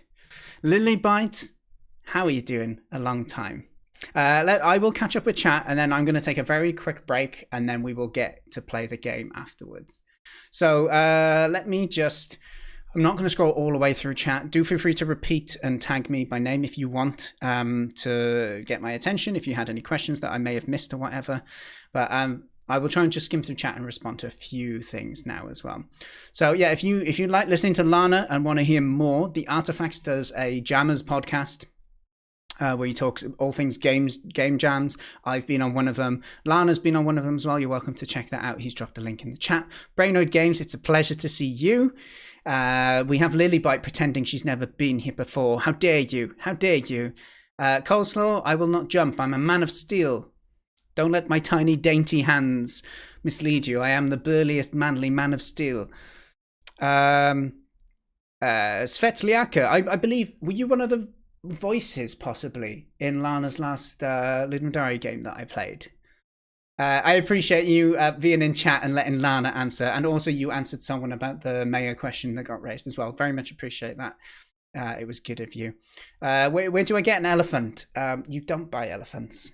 That is how I came up with the whole elephant logo. Someone was in chat once talking about how they're rich and their mum has everything, and so they want to buy a gift for their mother, and so they were going to buy them an elephant. And I'm not very good at just watching people be idiots in chat and not say something. And I remember I was just like, you can't just buy an elephant. And they're like, oh yeah, you can pay these people, and then they go and take it from the wild, and if you pay them enough. And I'm just like, that's just to give us a gift to your mum because you don't know what else to give. They may have been joking, but I took it 100% serious. So I went off on a rant. I don't need to explain why I think that's a stupid idea. And then people made fun of me for getting so het up about it. So then I went and adopted an elephant, which then became the stream logo. So there we go. Interesting why the elephant is in the chat. But Ruru, you don't buy elephants. Pennant, thank you very much. I've not done interview stuff before, but it's definitely something that I enjoy talking. I don't really plan them beforehand, but I think it really helps to have people who have a lot of interesting stuff to talk about. So it's been great, joined by game developers and Twitch streamers who, yeah, definitely there's so much to talk about. Thank you, Brainoid, and thank you, Elisha, for dropping links in chat as well. There we go. Lots of people enjoying Lana on the stream. Thank you very much. Thank you as well, Sisyphos, Sorota, we had as well. Creative Steve, appreciate it. Pomo, how you doing? If you're restreaming me, I'm going to send my lawyers to you, good sir. Hello there, hello there. Oh, is the audio bleeding out my headphones? Oh, I apologize if you're getting a bit of if you're talking to me, I apologize if you're getting a bit of bad quality. Or maybe you're talking about Pomo. Just scanning through the chat, make sure I haven't missed anything else that was pivotal. Artifact saying he struggles with making characters. Pomo saying how many games he's found with generic characters from the Unity asset store. Colesaw saying problem with purchasing assets or hiring work is that I always just want to learn all the things. I can definitely relate to that.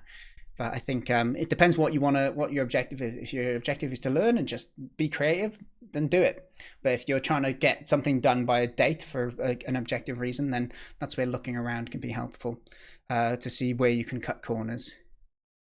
Outfrost, hello! Interaction from the community can motivate you when you're streaming. I do agree with that as well. Right, okay, so I've backtracked enough in the chat. I'm going to go and take my few minutes break, and then we're going to go and get playing. Don't notice me.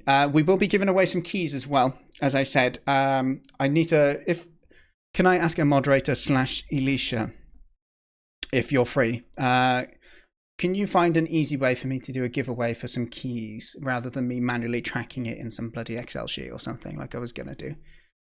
What's wrong with buying an elephant? If you have the money, we have dogs and cats.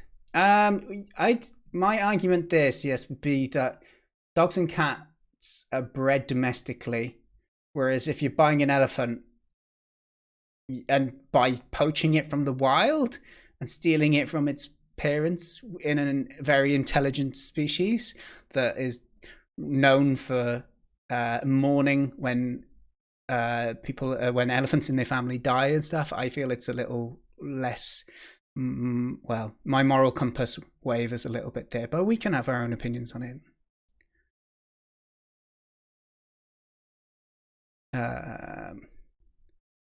Oh, I think Nightmare Joker said a similar thing as well. Books now. If you have the money, I have the elephants. What if you have an elephant sanctuary and then you buy them for vets? Yeah, well, it's definitely a good debate, yes, because the environment that does change it, and it changes the, I guess, the morality of things. But it's very easy for us to accept zoos and go, oh, that's nice, and then go, oh, no, but you can't steal them from nature. So it's very easy to be hypocritical, such as myself, in these environments. But it's good to talk about anyway. But right, I'm going to take my break. I'm going to launch Don't Notice Me quickly, just so you have something up while I'm away. And I will be right back.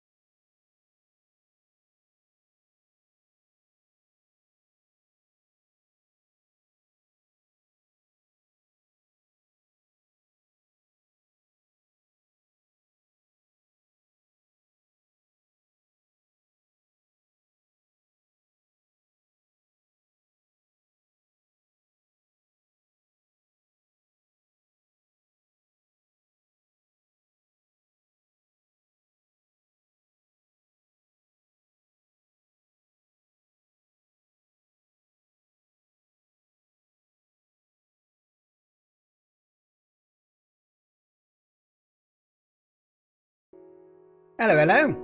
All right, we are back. Thank you for hanging around. I needed to get some more water, and I thought I'd have a little look on how to do the a quick giveaway system. Thank you, Alicia, for dropping me a link. Moobot, we have Moobot already in chat helping us out, so we will use that. So I'll give away one key before we start, and then there's a few more keys I can give away at the end of the stream as well. Let me just make sure I haven't missed anything in the chat.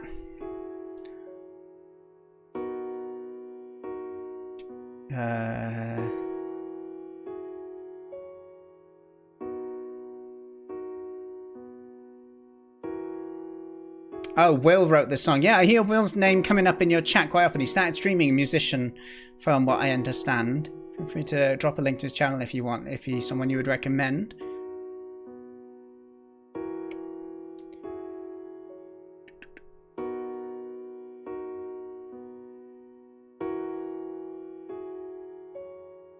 Hey, Sisyphus, do you know that the current world record holder for Don't Notice Me speedrun is present in this very chat?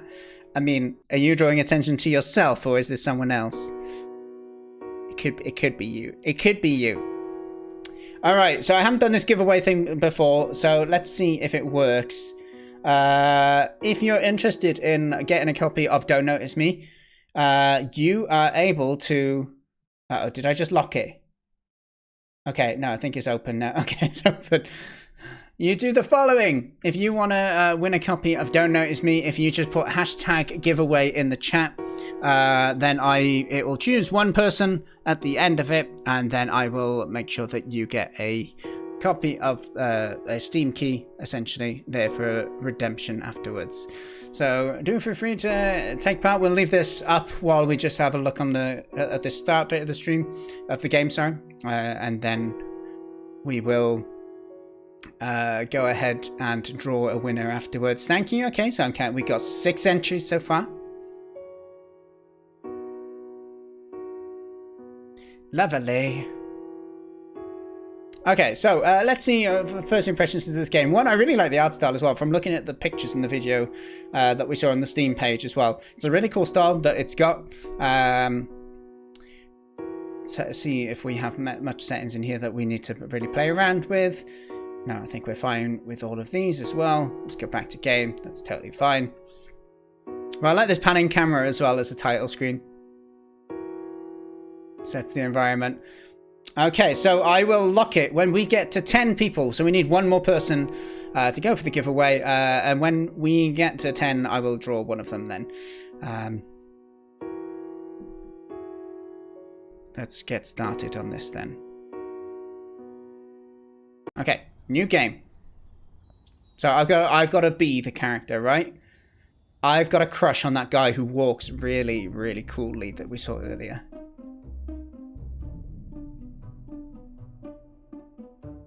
Dear Diary, today I accidentally snuck a love letter into Elliot's bag.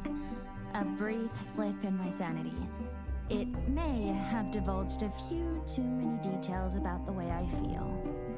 Like the way his eyes look like crystal glaciers on sunny days, or how my heart melts every time he runs his hands through his perfect hair. He wouldn't have seen the letter yet, so I'll simply take back what was mine to begin with. I'm sure his address is on file somewhere in the school. I'll just find it and stop by on my way home. Nothing creepy. He won't even know I was there. Signing off, Mika. Alright, Mika. So we are Mika, and we've got 10 people as well given in the giveaway, so let me just, while we start this, just very briefly, let's find out who's going to win a copy of this. So lock the giveaway, and we are going to draw the winner. And there is the winner. See, Strachan, if you can give me a whisper on Twitch, I will whisper you back after the stream. Congratulations. There will be, I think we have, Lana is generous enough to give, I think 4 total. So I will give away, there will be more to give away at the end of the stream. We'll do another 3, okay? But congratulations, and thank you again for donating those keys. Okay, so we are in Sunnybrook High. Okay, we're at the school. Yeah, I really like the visuals. I like the characters as well. Like visually, the kind of whole color, and it's kind of like it's 2D come 3D in a sense. I feel that the style is a little bit, which is nice. Okay, so this is our letter that we were writing, right? That's fine. Oh, we can zoom. Ah, now I feel more of a little bit of a stalker. We got a little, and that should be the letter that I just wrote out, right? Dear Diary, I feel Mika is a bit silly if she's going to be leaving her diary on the table in school. She's going to be made fun of. Have I just been in detention as well? What have I been up to? Oh, there's a little Rubik's Cube. I can pick up the Rubik's Cube. Okay. So I can pick, so it's click and hold to pick and hold things. Okay. Well, we'll just leave this on here. I just kind of want to... There you go. The teacher can have that in the morning. What have we got? We got some books. Yeah, we can just move things around. I guess it is there. There's no left click or anything. Nothing for me to interact with other than just throwing this stuff around. There we go. We'll tidy it up. Okay, so we were in detention. Probably we were daydreaming about... Was his name Elliot? Was that... Hang on, it'll say on the letter, right? What was his name? Elliot, it was Elliot. How could I forget my one true love's name? Crystal-eyed Elliot, we like to call him. Okay, if you want me to read something in chat, can you please tag my name? Otherwise, I may miss it. Thank you very much. Okay, so we're leaving. We need to get to his place, right? Oh, crikey. Did you get these jokes from chat? I hope you did, because they're terrible. Hello? How's it going? Do you think I'd look like Elliot if I got contacts? Oh, even the guys want to be Elliot. I mean, I think Coleslaw said in chat if you could see from that strut. Hello? Oh my god. I'm sorry for talking to you. What else have we got in here? After school? Oh. Cool. The environment is cool. Lots of the little, like, touches you've got. And I think... this sort of stuff is always up in schools. These posters... Okay, my favourite eraser's lost. It's a white rectangular prism. Slightly worn, but the other end is perfect square. I love all these tiny little tributes you've got in here as well. I may fall for you. That's on point, isn't it? So hello there. Hello, Mika. Oh, it's Mr. Bleeker. You're outside the janitor's room. Are you the janitor or are you a teacher, good sir? Hi, Mr. Mr. Bleeker. Oh, talks for me. Shouldn't you be on your way home, young lady? I was in detention. Oh, I was just, doing some extracurriculars. Look at me. Talking lies. What am I like? Is that so? Yes. Uh-huh. It was, video game club. Video what? Yeah, you're out of touch, old man. Yeah. There's this game you should tell all your friends about. I don't understand. I'm too old. Hold it. Suit yourself. Don't tell me what to do. He's gonna get upset. Thank you for the heart, Alicia. Okay, well, Mr. Bleeker, we had a good chat, didn't we? You wanted to make sure that I'm getting home. I'm kind of curious what's around here. You can always talk with your principal. Because they're a friend. Elliot's address should be on a file somewhere in here. Ah, secretary's office. Okay, let's sneak in here. Can we get in here? No. Or maybe there's an admin room somewhere. So, that's going to be locked. It's not going to be in the toilets, is it? Let's have a little look down here, shall we? What have we got? More toilets. I don't need to use the bathroom right now. No. Looks Okay. like it's locked. That would have been the way out there as well. Okay, let's keep having a look down here, shall we? Can I have a little drink? Okay, girls, I got a feeling we're not pals, but we're going to try and chat anyway. Hi! Oh, yeah, we're totally not pals. It's fine, whatever. When me and Elliot are together, I'm not even going to need you guys anymore. Yeah, you heard me. Okay, room 108. These are just teaching rooms, I assume. Where are we at? Okay, so What's down here? Gym storage. Keep this room clean. Do not move equipment from where you found it. Look at these rules. I don't care about rules. We can actually make a mess as well. Oh, look at it. It's inviting us. Wash your hands before and after touching the equipment. Yeah. What's this, though? That could come in handy. Okay. Well, let's just break the rules a little bit anyway, shall we? There we go. Just because we can. Are these frisbees? Great. Okay. You do not talk about school is rule 1. And rule 2 is you do not talk about school. So many little touches. I like that you're rewarded for kind of like looking around and that. What's this? Bradley Kennedy. He's missing. Crikey. Alright, well, we're taking this frisbee and we're going to find out if Mr. Bleeker wants to play frisbee. I got a feeling he doesn't. Mr. Bleeker. Catch. Hello, Mika. Uh-oh. We're going to be in this dialogue again now, aren't we? How are you? How are you? Let's see if How he's do in. you think? I gotta clean up after you slobs all the time. We just made things more messy too, haven't we? Okay, well, Mr. Bleeker, that was great. We need to find a way to get information on our darling Elliot, right? We had a chat to these people already. Was there anything up this top way? Eraser's missing. Very important. Oh, look at these people. I can't leave yet. I need to Okay, find Elliot's who are these address. people? Hi. Welcome. Oh, hi, Jenny. I hope you're having a wonderful day. Well, thank you. Can we? Okay. Looks like it's Nothing locked. suspicious going on here. Just two people hanging out. Okay, right. So I need to find. We're gonna have to just be a bit more thorough. Elliot's address would be in here. It could have been in. It's not going to be in here, right? In a teacher's desk or something like that. No, these are lessons. They're not going to have info on that. As far as I understand, the only thing I can do is click, right? So it's not going to be back in here. Like, these people probably think I'm weird going round and round now. It's not going to be in the I don't need to use toilets. the bathroom right now. It's not in there. Another locked door. This is locked Elliot's as well. address should be on a file somewhere in here. Do we need to get into the janitor's Hello, office? Mika. How do we get rid of him? Do we... Do we have to get him away from the door through making a mess or something? I don't know. I feel like... Mind you, the janitor room, is that really going to have all Hi, of Mr. the... Bleeker. Shouldn't you be on your way home, young lady? I was just, Okay, sorry, I'm Is repeating the that dialogue so? chat. Curriculars. It was, Video game club? He Video doesn't believe what? it. A puzzle, I'm not ready for There's this. this game you should tell all your friends I about. Look at don't that, understand. stumped on the first I'm puzzle. too old. yourself. Don't tell me what to do. Okay, right. We're not going to go through that again.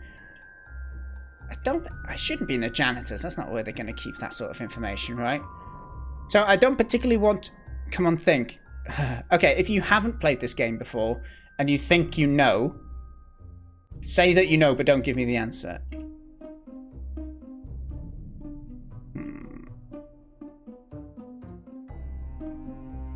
I've read signs. I have read signs. See, I thought about making... about making a mess, but I don't... Maybe... Have I got to move everything out? Surely I don't have to move everything out. I mean, it's fun to make a mess. But how's he going to know... Mr. Oh, Bleeker is gonna okay. be so There we go. We've got a clue. We've got a clue. So I wasn't too far off the mark. Okay, so we're gonna... That's probably enough. If it said that, I got a feeling that's probably enough. We don't want any evidence. Let's go and see. Is Mr. Bleeker... Is he gonna know... Is he... If we got to... Okay, we're gonna just go for the top option if he's not triggered. Alright, friends. Where are we at? Right, Bleeker. Hello, Mika. Hello. Do I get a new dialogue option? Go on. Yes, we do. The gym storage room is a mess. I don't know who did it, Mr. Bleeker. What? I know. Don't blame me. There's equipment everywhere. I thought I should let you know so no one trips. I was so thoughtful. Darn kids. Never cleaning up after themselves. I know. Who did it? Bye, Mr. Bleeker.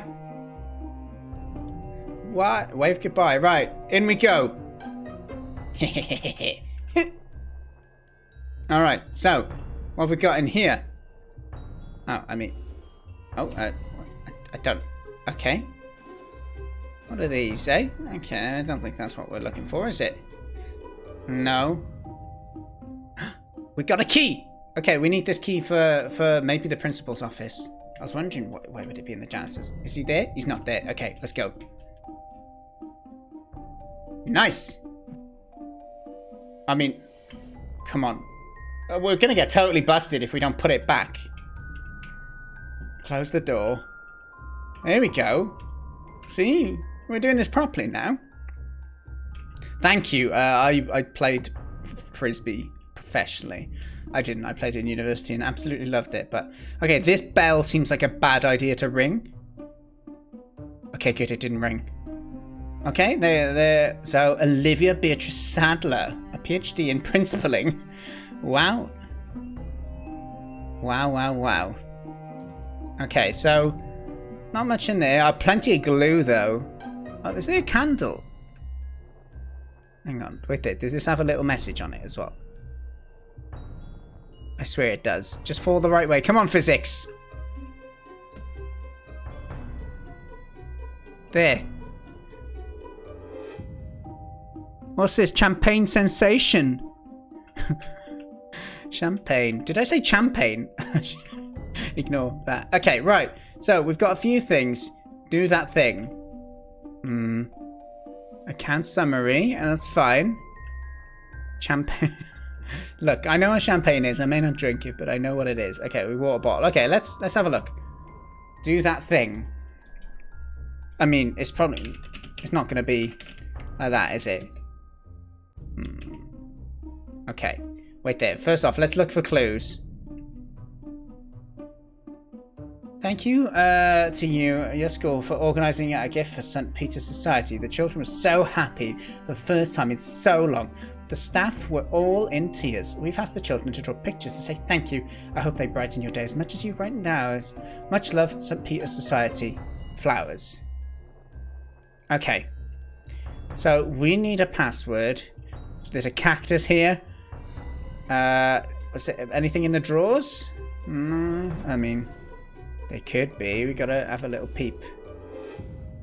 Maybe there'd be some paper records of our darling Elliot anyway. Okay. It's no so far. Okay, what about these? The Bible. How to Read. A great book. I hear it. It's a bit of a slow start, but it gets good in the end. Okay. Okay, we have a few more things that we could look for clues in. Otherwise, I'm gonna... Oh, what's this? Oh, no, that was not... There was nothing. It was just the lighting.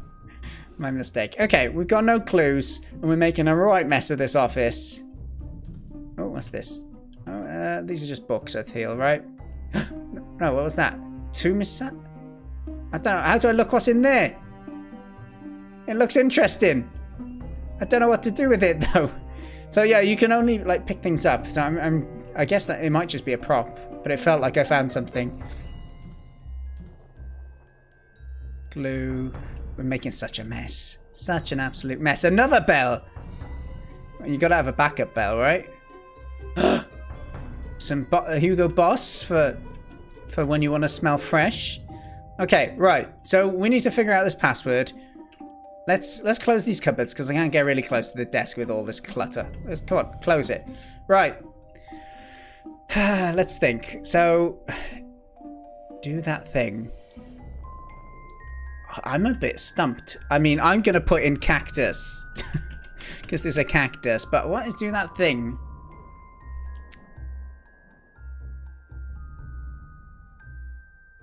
Unless it's with spaces or something like that. But, don't give me your guesses. But does anyone have any guesses in chat? What that they think they would go for? Nope. Damn it. How are we ever going to get into Elliot's if we can't even hack this? Ring that bell. Ding-a-ling. Okay, so Catius has some guesses. Booksnail has some... yeah. Oh, for flip's sake. Of course. Why? I saw that link earlier before closing on it. Okay, nickname. So, Olivia. Would it be Liv? Liv? I think that's a bit short, isn't it?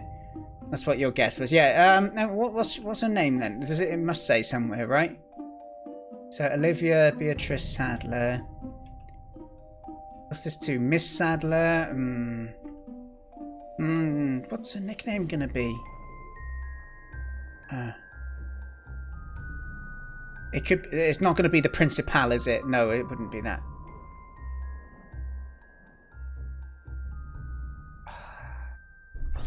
But I don't know if it's just... Oh, and was it? Did it say? No. Sadlers. Sadler. So, okay. Do we have any other hints? Like the other thing we saw earlier, let's hope the janitor's not back. You can always talk with your Principal. Like, it could be Principal, but I doubt it.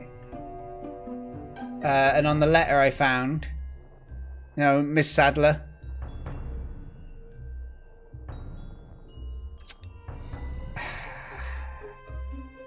We can try Principal.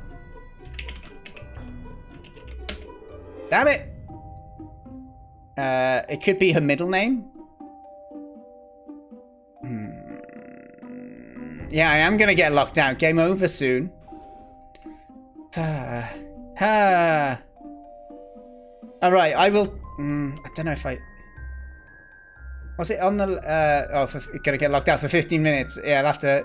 go and distract the IT guy to reset the passwords then as well. I like the roof lights.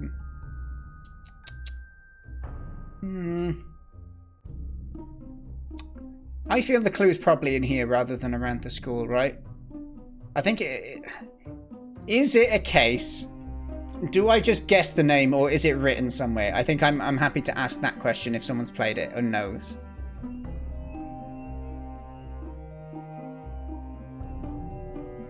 Because I can guess names based off of this, right? It could be Livia as well. Nope. What about Sadler's?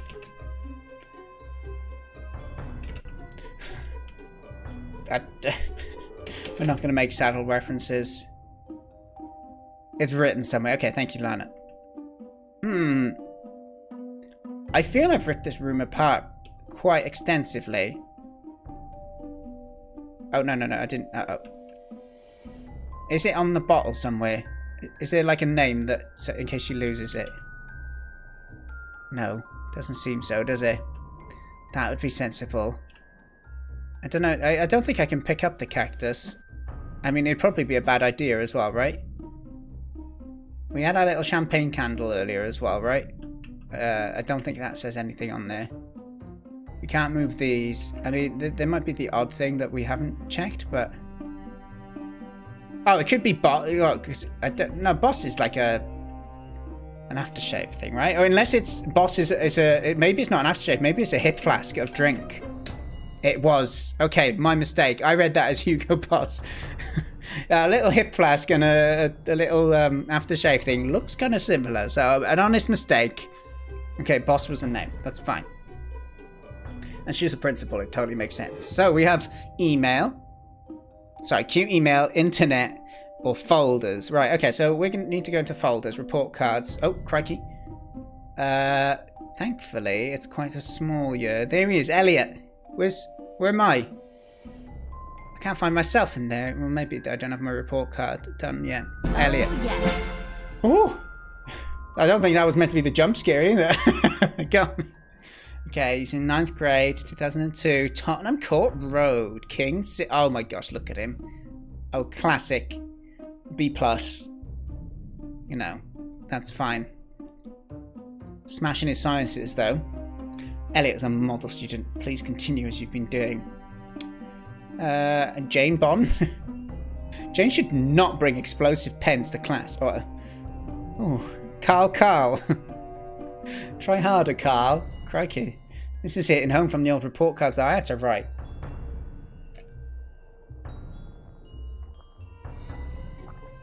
Never thought of Hugo Boss. Yes.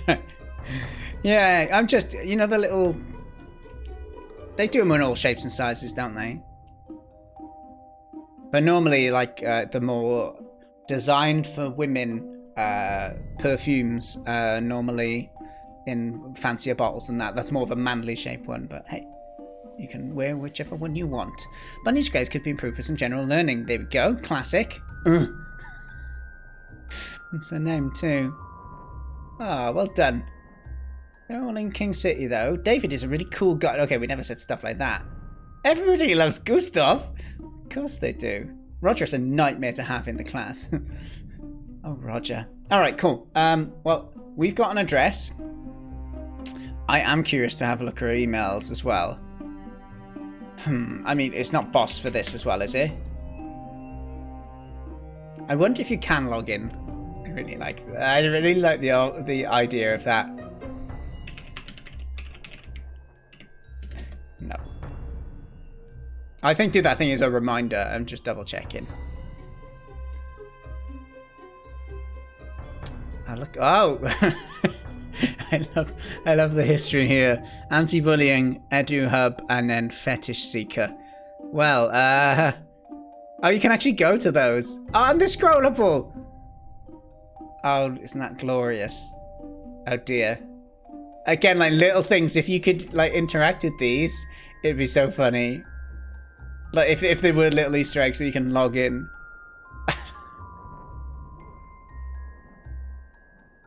That's what I think. Games like this, especially where it's like sometimes they call them walking simulators in a way where there's a lot of just exploring and investigating and stuff like that. Like having this depth of like that people can look into, I think is definitely a positive thing. Okay, a roll indeed. Yeah, you can sign up today in your own time. Okay, we've made an absolute mess. Don't worry about it. The janitor's going to get the blame. So let's just leave the door open. They'll never know. Actually, no. That's fine. Don't worry about it. We've got the address now, so we can get out of here. Huh. Okay, hopefully we can still get home before he gets home. We've taken so long finding his address. Maybe we'll come across poor Bradley. Alright.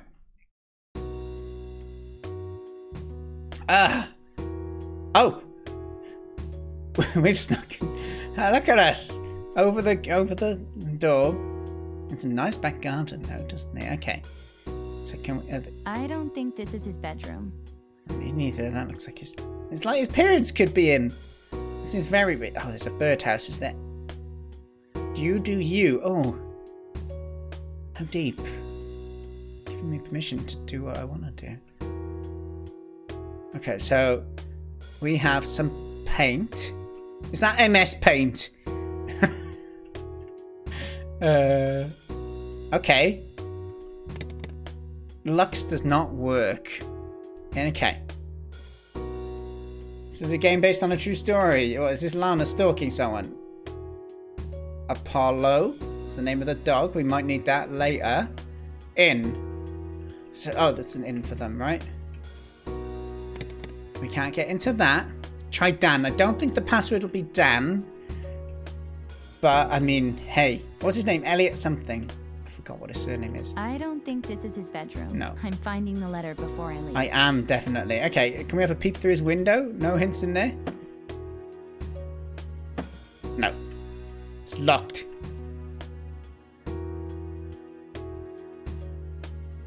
Okay, that's how much water they're using. Okay, no clues there. So, we have to get into this shed. We need to try and work out what the password is going to be. I'm feeling I haven't got enough hints yet. Other than Apollo, the dog.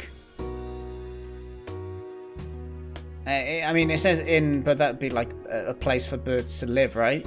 You do you is I mean, it could be like the letters for it. Is it every letter? No. Oh, what is this? BSL. Okay, let's see. Is you do you? Is YDY in here? I don't think so, is it?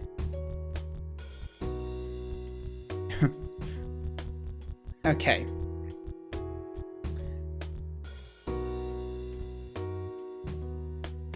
I didn't think it was going to be ye. It's not a word. I don't think Dan can be written. Let's see, there's no D here, is there? No. Okay, his name is Elliot, so it could be Ellie. For Ellie, but I don't know if he would set the padlock on his house. There's no E either. Blast! Okay, we need to find clues. I can see what's in there a little bit. They're cracking the door as well. Okay, we had this paint. Oh, I mean, we can... I forgot we can pick things up. I just want to see the... Physics! Curses! Okay, we just put you down and walk around. Look at that. Latex paint.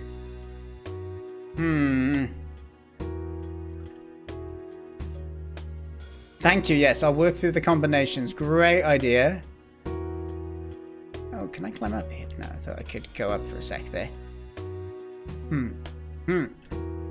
Okay, any clues further back? Let's look at the house. I mean, there's numbers, but they surely wouldn't use the bloody number on their water meter. No, because it's letters anyway. I don't And we can't go out. Yeah. That's fine. That's fine. Okay, we have a few... The info that we have, right, is you do you. We have the house. We have some water readings. We have latex paint, which would have been used to paint... Is it on the underside or something like that? No.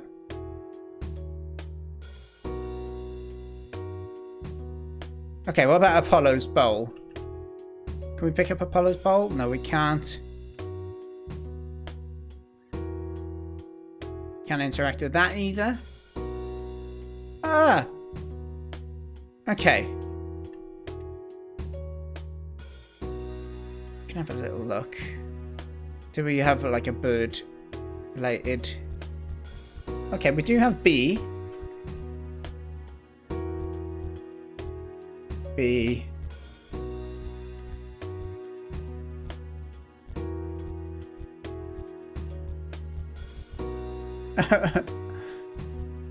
I mean, there's butt. Lana does have a butt bot in her chat. So maybe the butt bot got it. No, definitely did not. There's too many Brigumba.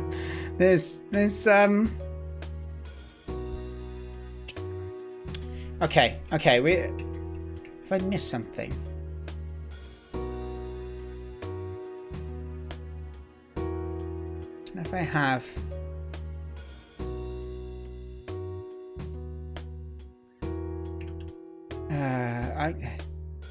What's kind of gonna be the kind of things like open? It's just because it's 3 letters and you don't have access to all the letters. It's harder to guess. And I feel like we shouldn't have to be guessing either. It did say Lux initially, right? We won't be able to write Lana because there's 4 letters. His name is Elliot. I can't remember his surname. Oh, we got up on the plants. I don't know if that was intentional. We'll roll with it. I'm overthinking how to get in the shed. Okay, well, there was a lock. And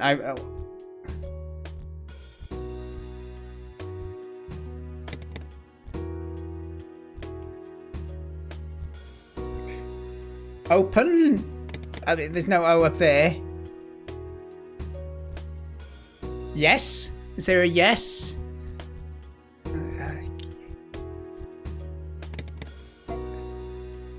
I have tried looking around.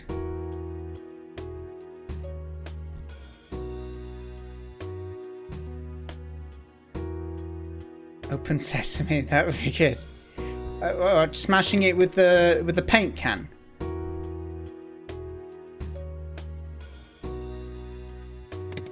Oh, I didn't mean to do that. Apologies. Yeah, I'm pretty sure. Okay, is there another way in? I can't crawl. Right.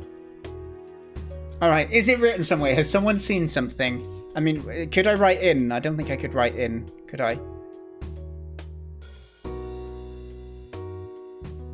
Paint can has nothing inside. It just says MS latex paint, which I think is an MS paint joke. Alright, let's try in. Okay, there is an I. There's an N. Okay, if it's in, then I feel I should have tried that earlier. I'm so sorry, chat.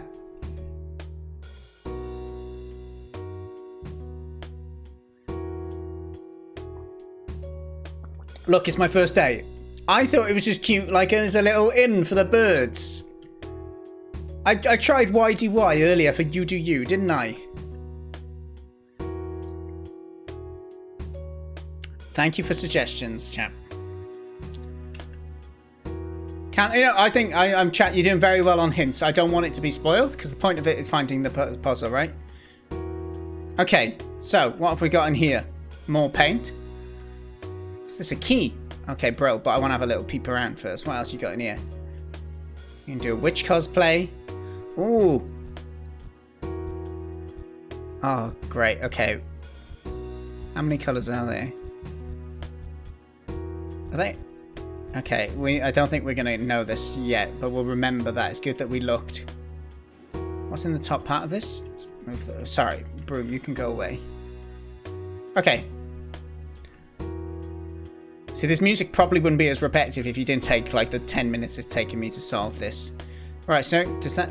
I don't know where... Hang on, where do we use this key? In this? Okay. Warning. Electricity can kill you.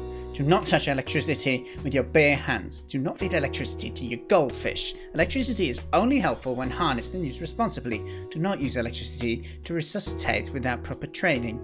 Approved by the National Electricity Company. This is approved. Okay, right. Good. Thank goodness we watched that. Okay. What?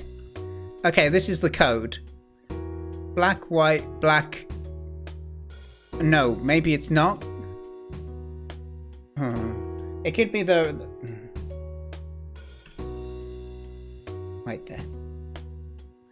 Get back in there. So there was that, right? Oh, okay, we did get it. Crowbar, oh crikey. So we hack all of these keys so we can just break in with a crowbar. Okay, that's fine. I mean, we don't even know which room yet. I guess we'll try and go into this. Do we use this? No, it would come up if we were going to break it. The window, we can open the window. Of course. Yes, that did it. Alright, in we go. In we go.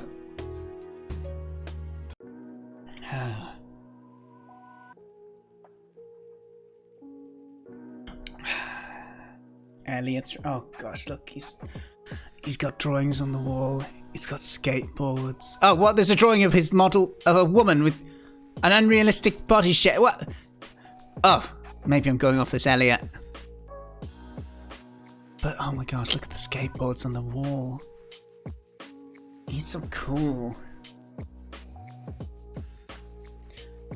Okay. Let's do... This looks like me. Are we... Is this their friends, maybe? Who graphs on his own bedroom wall? Oh, no. Has he got a list of... girls that he likes that aren't me? Who keeps the top 7 list on their wall? Oh my gosh, what a... Is that a finger... Are we going to have to chop off his hand? Death. Oh my gosh. This guy. Love, sing, laugh, destroy. I often make fun of the whole live, laugh, love crap that people write on walls. Purely, it's like you have some in bathrooms even. Like you need a reminder why you're going to the bathroom. I didn't have a top 10 on... No, I just had me. It is my own name. The vanity started early. Okay, let's smell his pillow. Okay, right. If we're being a creep, we gotta be a proper creep, right? Well, what's he been drawing? Oh, he's been drawing a dog. Is that Apollo? Oh, I bet it is Apollo, the cute. Oh, what's with this security? Okay, there's only one guess I have immediately. Damn you! Don't notice me. Look at that. I like the little sticker down there. Oh, Elliot's. There's a TV. Oh, nice. I noticed the kind of lo-fi as well. So, I mean, this is good. What's this about? Is that a torso? Elliot, what are you doing? What are you drawing? You were making progress, and then what's this?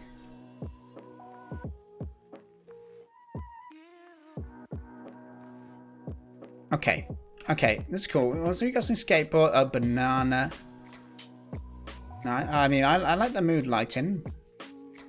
This, you disappoint me. Ah, oh, it turns over. That's the same track on the others. Toronto texting. Ooh. What? This guy is so hyper security. Oh, hold on. I might have an idea what this is. Hold on. Because it's thing on the wall, right? Love, sing, laugh, destroy, and then death. Love, sing, laugh, destroy, death. Love, sing. Damn it.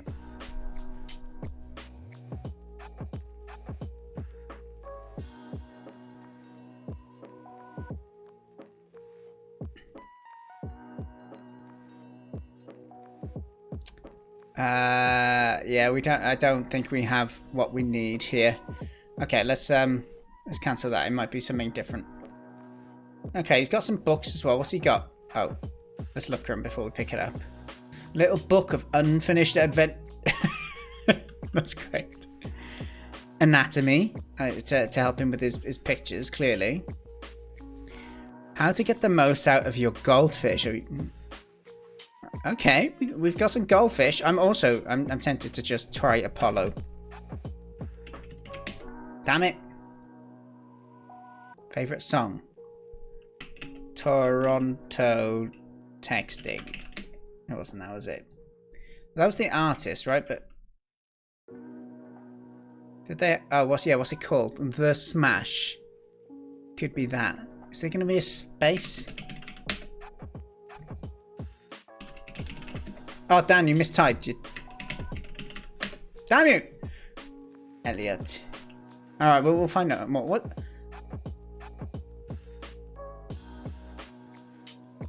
What's he got moisturizer on his desk? So many tissues. Elliot must have a cold. Poor thing. I think you're misunderstanding.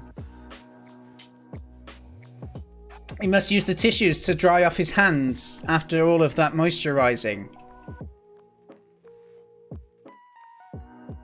It's not lol, Dan. This is how it's been designed. You know, don't put this on me. Oh, no. It's a nice wireless mouse. But you go back there. We don't know.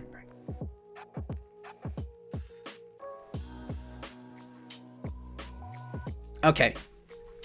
Of course, sorry, it is just me. I'm misunderstanding your game. Okay, we got some hit. His birthday. Okay, that could be helpful. So his birthday's on Tuesday, the 6th of February. And we know he's in maybe we don't need to know the year. He's in 9th grade. I forgot that now, though. It's 1992, actually, I think I remember. Would it be 1992? Does that make sense? Well, if it was set 10, 15 years ago, it would. My mind is saying 1992 anyway. Okay. Right. Got RGB out on that. We turn the light on that. Okay, now what did we have? We had a bunch of...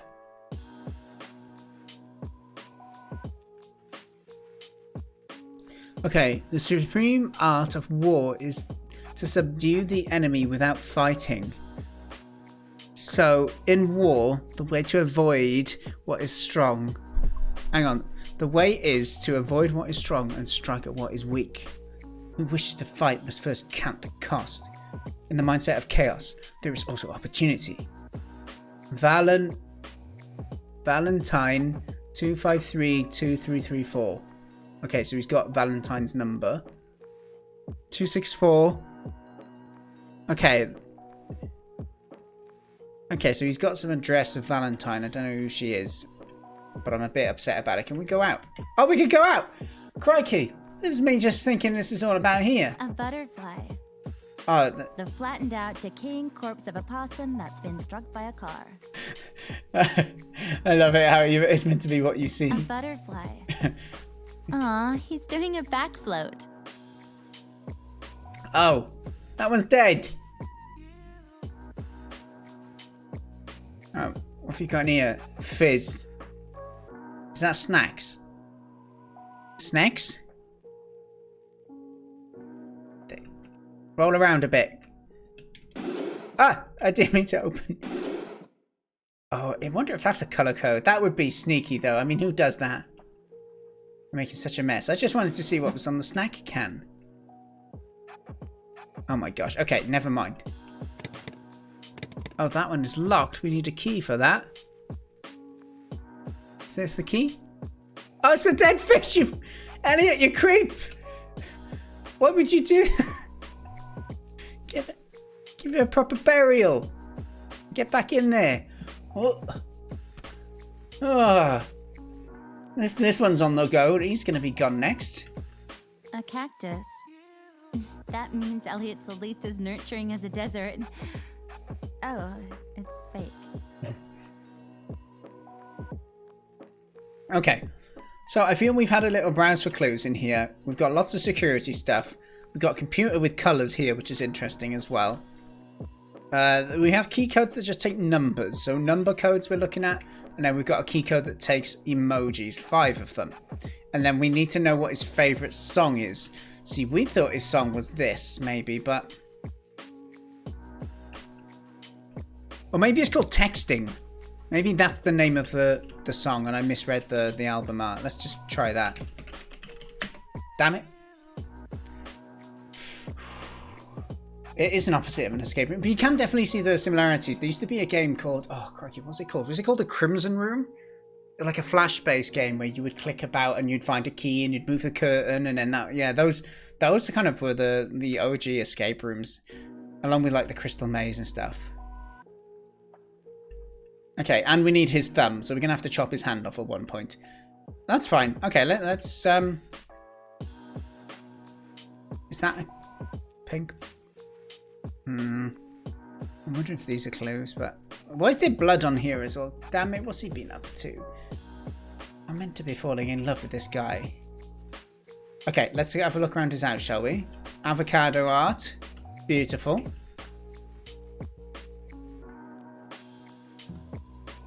So, what's in the closet? Hey there, Roku, long time no see. We have more bed sheets. Great. Or towels. An elastic must be from a life hack video. It's probably true. Okay, well, this is... Home is where the... Oh.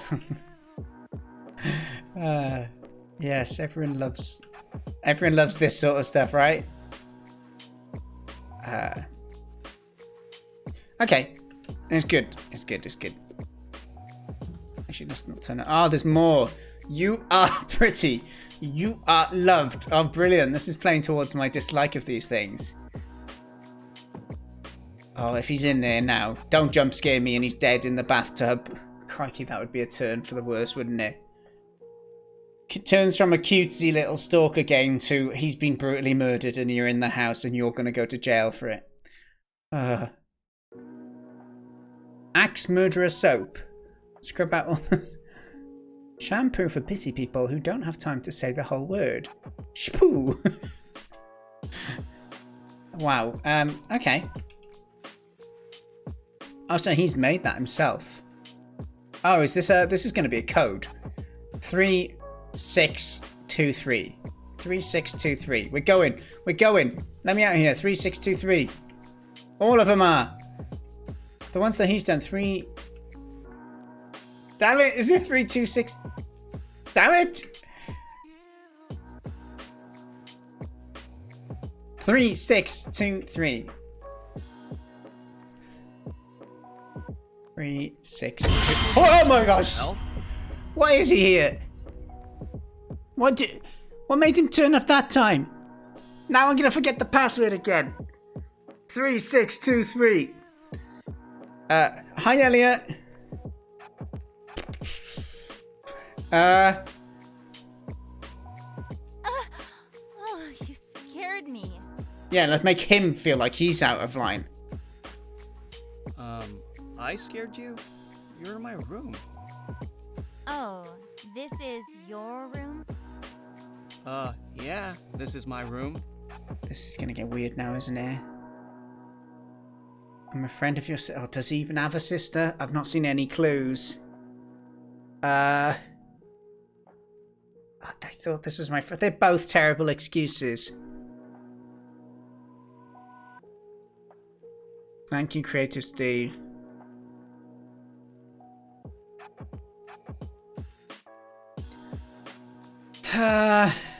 Does he have a sister even?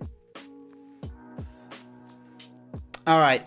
It sounds better. I probably know he's got a sister. Let's go for it. I'm a friend of your sister's. Please don't say you don't have a sister. That doesn't explain what you're doing in my room. Okay, good. That's good. We can work with this. We can work with this.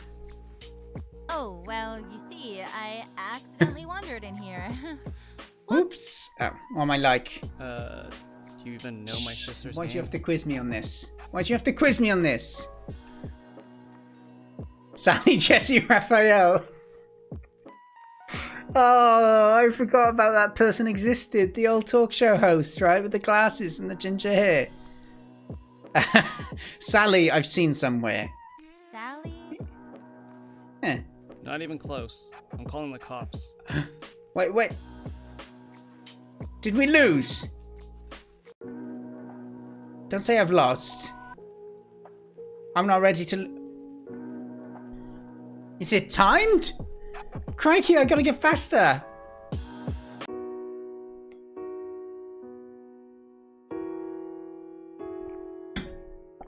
What is that? Well, is there a memory of where I was at a place where I can still win? Alright, we just got into his bedroom. We haven't thrown everything apart yet. Elliot's room, good, we've got time. Okay, so let's go out. Ah, it's moved. Okay, the art has moved. So 3, 6, 2, 3. 3, 6, 2, 3.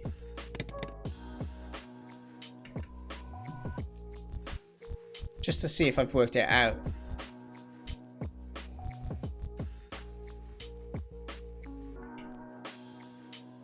This one has his initials on it. Ah. Must have personal info inside. Wait. It's the one that's going to have the... Okay, 3, 6, 2, 3.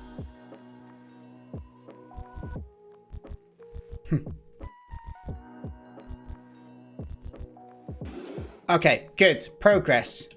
What's he got in here? Want to Die and Barbie Beats. Interesting. I'm so sad. Tickets to see Quattro sold out so fast. I was on this site. I was refreshing over and over. I got in the queue, but sales ended by the time I got to the payment section. It sucks. They're so damn good. It rained tonight, so I sat in the backyard and listened to them while I smoked half a pack of cigarettes. Good night. My mum's being impossible. She wants to do some family picnic thing tomorrow. What the flip, man? I'm like 16. Why would I be interested in that? Besides, Rhett and I were going to go check out this abandoned warehouse.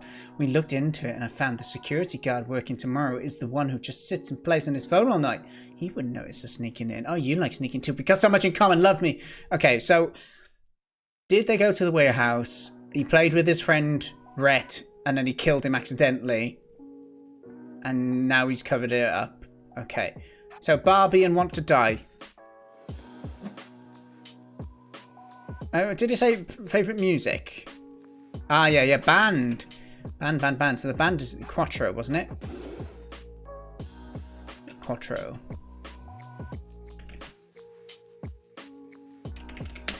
Okay, Kawaii OS. Alright, what's he got? He's got web. What's he been browsing? Shepherds of Sheeple.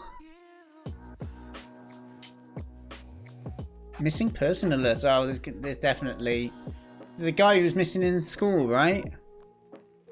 There's definitely a dark twist to this that I'm not enjoying. Where it's going, I am enjoying, but I'm cautious, I guess I mean. Okay, here are the notes we have on Killer. 2 bodies being found after weeks going missing. One was in Tear Lake, the other in King City garbage dump. That's where we are. Responsible of the disappearance of 6 people. 6. There's names on the wall. All victims appear to have left voluntary, some even packing bags. 2 additional females have left notes saying they are running away and not to look for them. There appears to be no suspicious activity around this. My best leads. So 5 females and 2 are missing as well. Postulations. Is it jealous loving? Single man gets no attention. A group of people involved. There's no signs of it being pervy at all. Or a projection of your own mental state. Master E. Of course, that's him, isn't it? His name is Master Elliot on there. So he's the killer. Clearly he is. We can't go to his profile. Master E. Okay.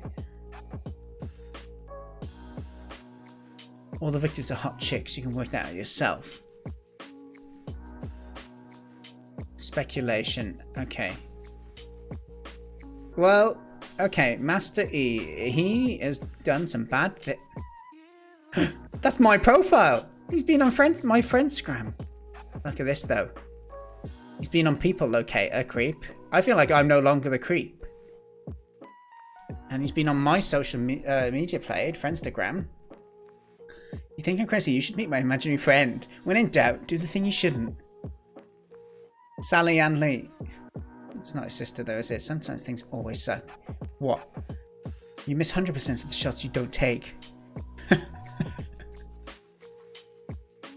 Okay, cool. Okay, quick. Oh man, what's this? It's not going to be the same again, is it? I feel there must be a way to get into these things. What is that? Email? So it says email backwards. You can both be creeps, and that may be what makes us happy. So there's something in these bottom drawers that he's covered up. Is this... Okay, so there's things in there we need to get into. But it's going to be in his email, I think. I don't know why it says email there. We need to find a way into his email. I don't think we've got the info at the moment, but I think what we do have is the names of the 7 girls. And I'm going to be his next one. And there's the 1 guy. These are the 4 of the 5, and the 2 went missing. Crikey. Okay, I'm worried if I go out there, he's going to be there. Right, we need the other codes. And please don't be out here again. Elliot. Maybe it's like a time between puzzles or something. Okay, oh, what? It's got blood on it. Okay, the one with blood on it. 4273. 4273. Please don't catch me. 4273. 4273. 4273. Don't be there. 4273. 4273. Okay. Oh my gosh, you creep. Look at all your cigarettes. Okay, this is good though. This could be a clue for that thing. Look, he's found me. Rhett. That's not... Is that Rhett? Is it? I don't know if it's the same one, but he may have killed his friend Rhett. There he is.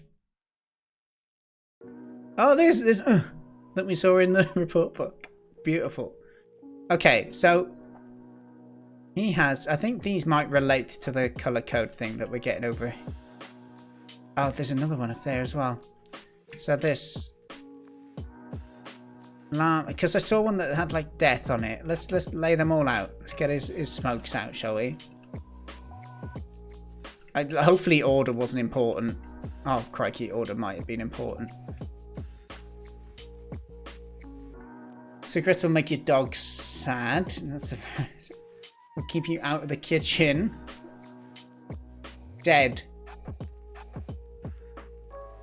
So see, like that's the bit, like, happy to that, but I don't think I've got enough clues for that. I don't want him to be. No, go away. Elliot, don't come in here. Is that llama instead of camel? I mean, could we look at that more? Could we pick that up? No, just making sure. Okay, so we got another one here, which is 3636.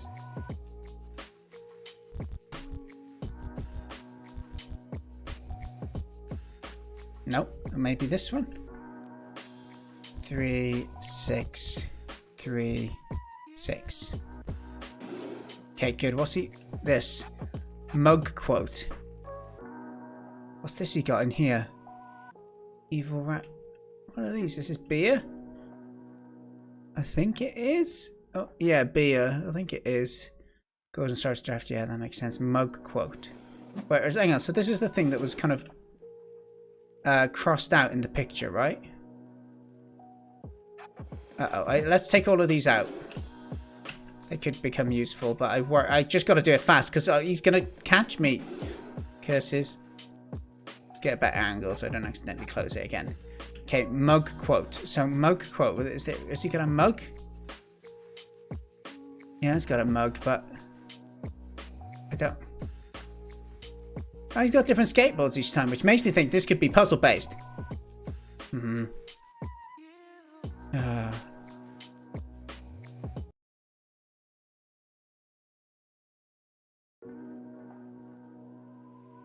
And we got the color under there. No. Okay. I'm uncomfortable because I know he's going to turn up soon. What's happening here? Oh, that's today. I mean, wouldn't the rest of them be crossed out if it was today?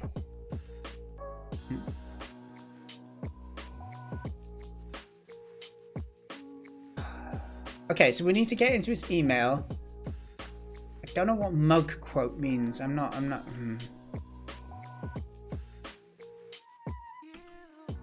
We can't pick up that. So I thought there might be like something on the other side of the mug.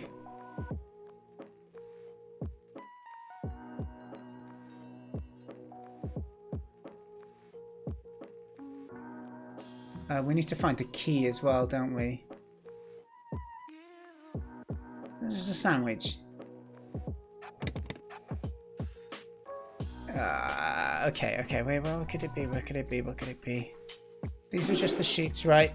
Is there one more painting? There could be one more picture around the house. Not here. Please don't be outside.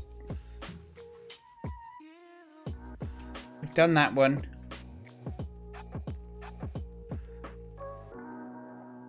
We did that one. Oh, Elliot. Oh, last time I opened it. Oh, yeah, there we go. That's locked as well. He's got his axe killer soap here. Maybe we can carry it with us and attack him with it. Oh, what? There's the rest of his house! I didn't even know. We need to be quick. He's got loads of soap and shampoo and duct tape. Warning signs. Okay. What have we got? 6346. 6346. 6436. 6436. 6436. No! It's in the game. The music is. Restakin. Hello there. I did put that incorrectly as well. Blast. Okay.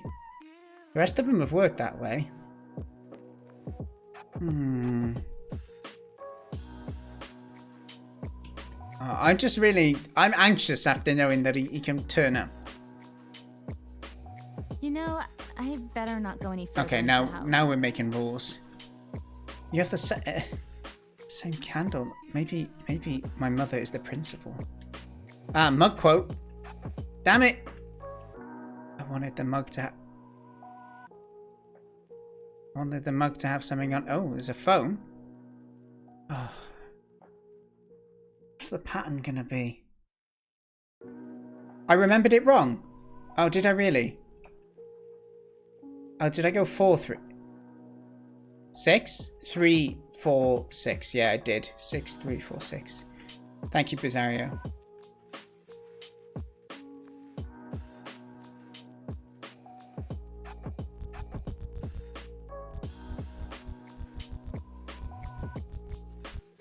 Thank you. Here we go. Here we go. What's it? My fuel. Okay. So is that his email password? I don't know if it is. Or maybe it'd be one of his beers. Oh, no, it was my fuel. Okay. Prince Your order has been... Oh, no, this is just photos. What am I... How did I get to photos? Oh, that was from that, I think. Okay. Men's medium cute and soft skunk onesie. I'm writing you because I am a prince who has inherited many $1 million. Please send your bank details. Sup, can you send me the pics we took at Kathy's place last week? There's no Kathy there.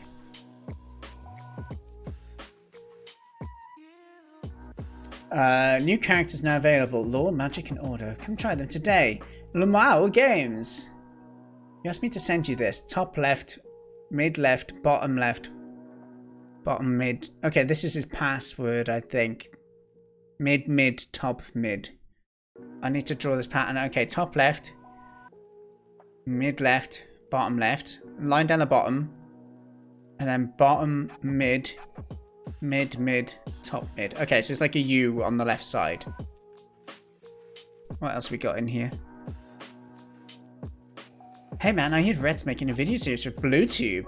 Get me on that shiz. I want to be main character. I've been acting camp and I was in an extra. Hang on. I've been to acting camp and I was an extra in a commercial once. I have skills. For real though. What a one quiet slave ball gag black ball black leather strap. That's a bit different to his last order. From a jungle, not Amazon. Let's see. I get. Okay, so let's go and use that code. Please don't be behind me. Okay, please.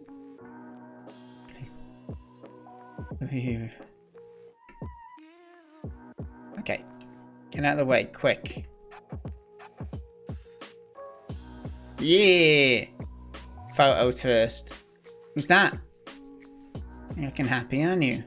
Look at these selfies. You gotta go from above. You can't do it from underneath. Continuity error. It's the same image name every time. Uh-oh, I'm cancelling this game. Everyone, don't bother. We're cancelling the giveaway. I'm going to remember it. I'm not... I've been creeped on once, Coleslaw. And I'm trying not to make notes. I'm hoping I don't need it. Alright,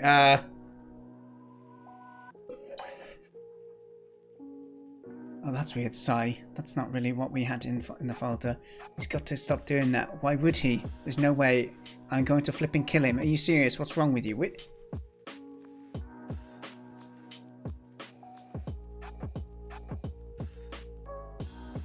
Mika's cute. I don't need no notes. Get abs, start a band, get a sweet ride. Make a SoundCloud page, learn to rap, make a music video. Gosh, I've got ambitions. Alright, here we go. Here's the dirt. Now, the shame is the scroll takes ages. I can't see the scroll bar to go quick either. Okay. Billy. You hooked up with someone, my bad. Yeah, this... Oh, you can drag. Okay, good. Okay, as long as I can drag, that's fine. Where were you last night? I was no, I looked everywhere for you. Checking for a swarm of chicks. Nice one. Okay, creep. Well, not creep, actually. He may have just naturally hooked up with someone. Let's not assume, even though we know that he's weird.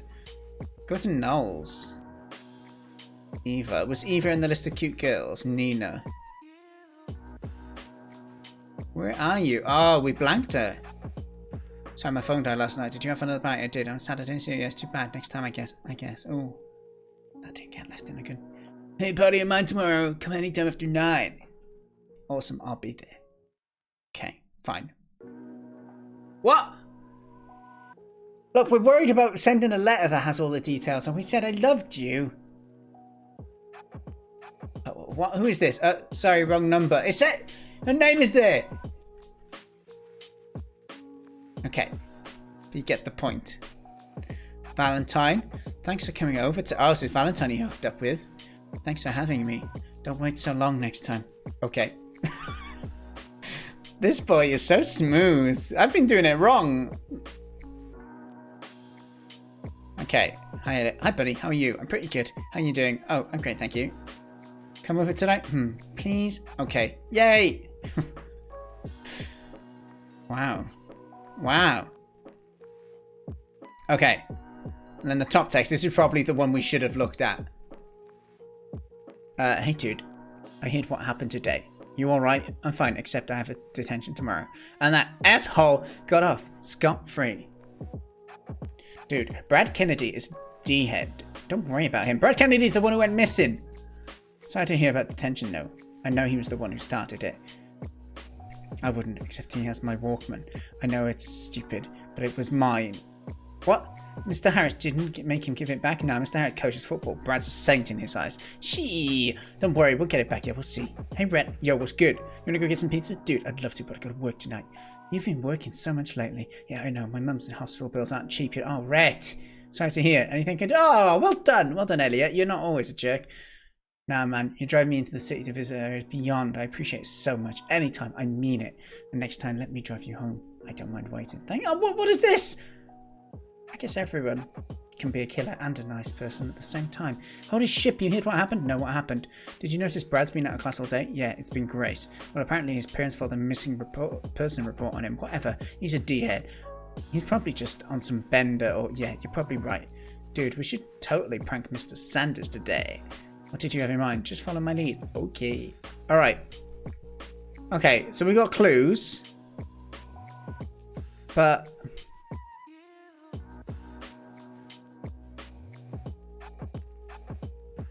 I'm a bit confused by that one. I don't know if we actually got much out of this other than that. And a bit of info about his relationship with people. But I don't know if I got like a progress clue, you know? Teen boy goes missing. Yeah. Car thief. Okay. Well... I feel we're gonna have to go back to his room. We got. Oh, there was something. No, we've used all the puzzles we got. We knew. Damn it. Okay, we need to go and look what puzzles we got left and hope he doesn't turn up again.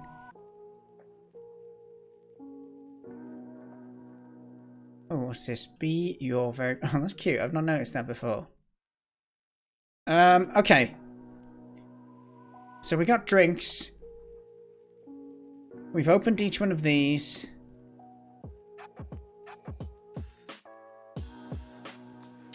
The things we haven't unlocked yet is... No, we've gone into his email as well, right? What haven't we figured out yet then? This. And like surely we're not going to get into this. Okay, what it said something about a folder. That's what I'm trying to work out at the moment. And the emoji one as well. I like part of me feels it is connecting to this, but I can't connect them. Love, sing, laugh, destroy. Oh my gosh! What the hell? Why does it do it that way?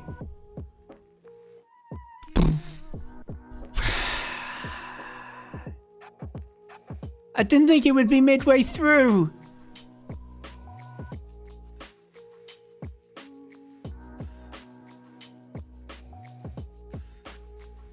I can explain. Please do. There's this letter. I'm listening. I've been looking through your room for it. You've been looking through my room? Don't call the Yeah, police. but not in a bad way. What exactly is the good way to look through someone's room? Right. Ah, Calling we the cops. flipping lost again. Alright, chat. Chat, I'm not winning this, it seems, at the moment. We are gonna do I'll give it one more go, and if I lose again I'm gonna have to finish it off stream another time. But we will give it one more go. I'm keen to try and get further because we're close. I feel we're getting close to figuring a nut. Like at the moment, surely we know we should just get out of there. But let's do another giveaway, shall we?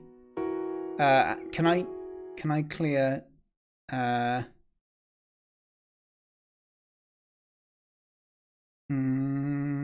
do I do this? Archive? Back? Yeah, let's just do archive. Okay, create a giveaway.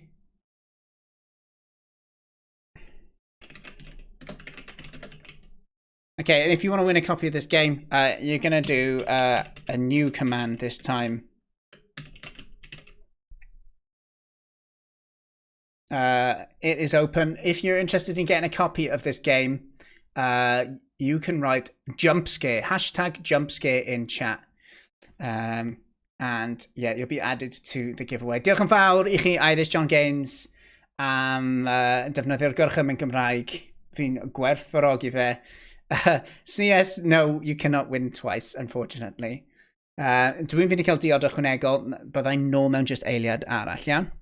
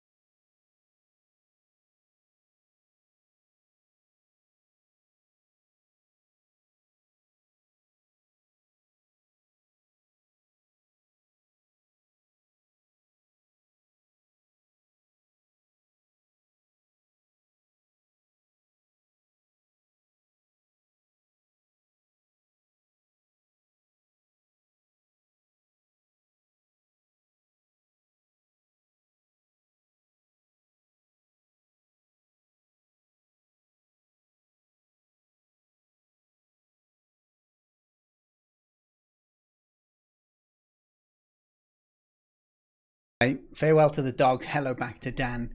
Yeah, okay, so we've got 10 people. Let's draw out one winner, and there'll be 2 more to go at the end of stream as well.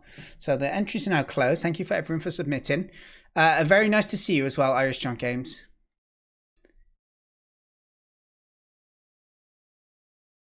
And the winner is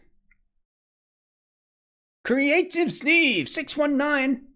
It is you, good sir. There you go. If you can send me a whisper on Twitch, I will get, after stream, I will whisper you a key. Appreciate it very much. There'll be one more draw at the end where I'll give away, I'll pull 2 entrants out of it as well. Congratulations, Creative Steve. Appreciate it. All right. Do we believe, chat? I need a little bit of support here. I feel emotionally I'm fragile. I'm obsessed with a guy who has given me many signs that he is a womanizing killer who is targeting victims and gonna call the cops on me. We should be pleased that he's calling the cops and not doing more, but I need a little motivation. I'm scared. You are obsessed with a guy who is obsessed with 6 other... Yeah, this is... I mean, I guess maybe that's... Maybe I shouldn't be judgmental. Let's do this. Alright, let's go. We're doing it this time. We're going to figure it out. A couple of clues still left. I'm not sure where we're starting. Is it bang in the room? Have we figured out anything yet? No. Okay, so the codes are all going to reset, I feel. We're going to just be quick. The pictures are in different places as well. An elastic? Yeah, that. Must be from a life hack video. Don't know if that's like a little joke that I'm not aware of. Okay, we've got a few in here. Just the soap. So we've got 4, 2, 3, 2. 4, 2, 3, 2. 4, 2, 3, 2. Oh, the music is different. Oh, that's nice, actually. 4, 2, 3, 2. But which one is it going to be? Oh, there's a new...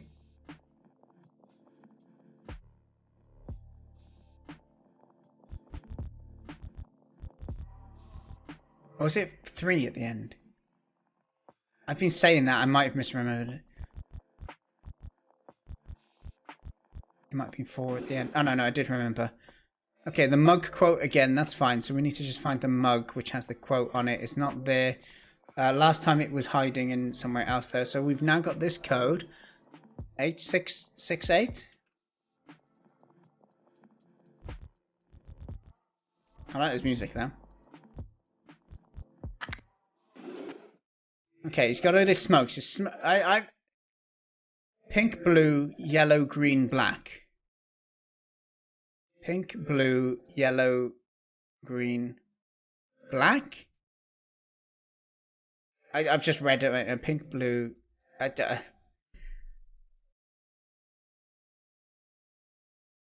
that's a complete guess. I don't know why that order would be a thing either. Okay, let's get out of zoom mode. Hello there, Nalaj.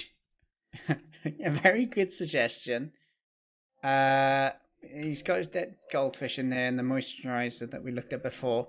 I can't remember where the mug was. Oh, it's in the phone we want to check as well. We went into this. I don't know if we can. Wasn't it quart? Oh no, I forgot what it was. Hope it might be different each time as well. So really, we should find the diary. This one has his initials on it. Must have personal info inside. The code's not showing there. Alright, where's the picture on the wall? Maybe it's hidden in a different place this time. Dagnabbit.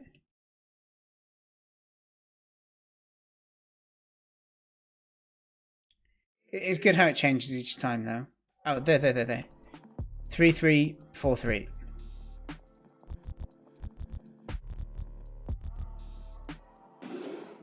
Alright, is it the same thing? Chilled at... Oh, it's different each time. Look at this. This is cool. I just chilled at home and I texted some friends while watching Murder Frenzy. Can't get enough of that film. I love horror films, but this one's different. Instead of being afraid of the external force, you follow a character who's afraid of his own potential. I think we all have it in us to be destructive. It's just a case of whether we act on it or not. Found a baby bird in the sidewalk today. I knew not to touch it, so I sat on the park bench waiting for the mother to put it back in the nest. Instead, I just watched it. Just watched it die, the baby bird. Why would you do? Why would you do that? You jerk. Favorite movie? Alright, it's Murder Frenzy, wasn't it? Murder Frenzy, yeah. Murder. Be nice if this had focus immediately when you do it. Okay, good. We go into this. We looked at this. We don't need to look through these again. We had the weird picture.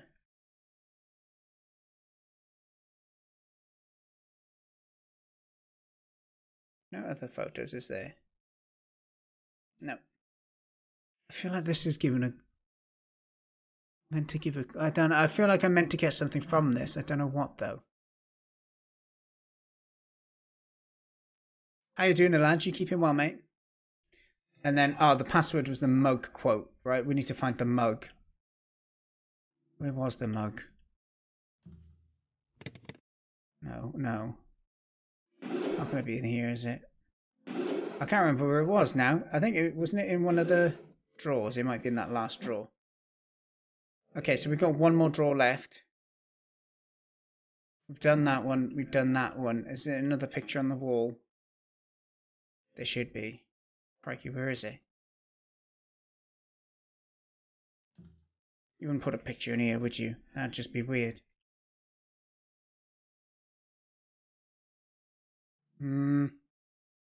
Did I miss the picture? We've done that one, right?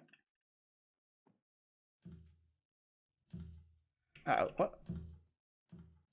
Not the... I was panicking the door wouldn't open. Ah, this has a little heart sticker on it. Maybe that's meant to help you know which one it ties to. 4232. I think... did I do that one already, though?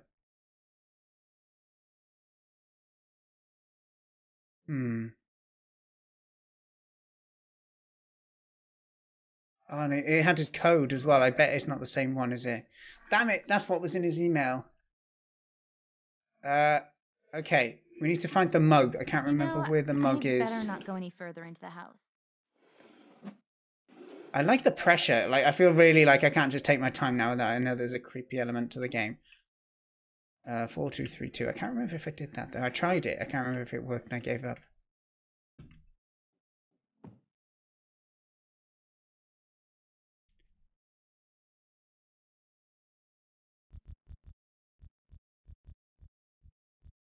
No,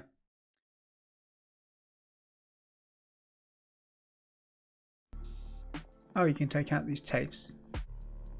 It's interesting. Okay, there might be something interesting. Let's just whack those out for now. We got these drinks as well.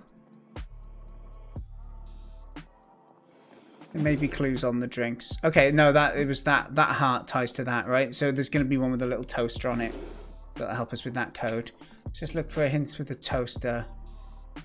So we can tie them together. If someone sees me walk past it, shout. So you've seen it, Daniel. An elastic? Must be from a life hack video. We checked in here. I got freaked out before as well. It's not in there. It must be in the lounge, surely. Or maybe it's written in a different place this time. You know, I better not go any further into the house. Okay, what about in these drawers? Okay, we've got cutesies. Tic Tacs. It's in the bottom drawers. Just lots of food. Duct tape cream. Oh, weird. Ah! Why am I can't. I don't know where this mug is going to be. I can't remember. It was a pink mug. It was a different coloured one.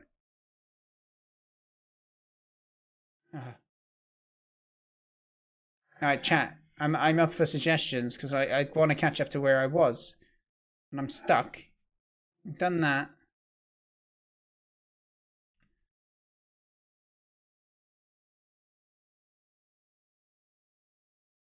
We've done that one. We've done that one. What am I missing? Thank you, Lana. It must be something written somewhere. Or I'm just blind. That is a viable option too.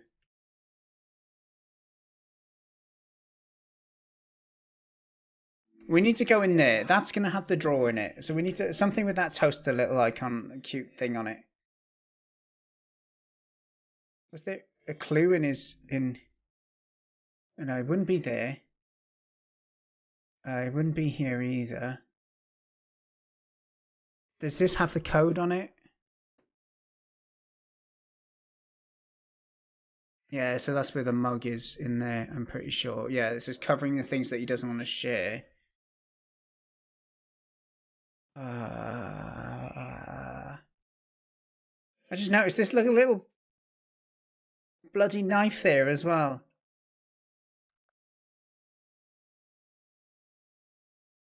How am I losing this?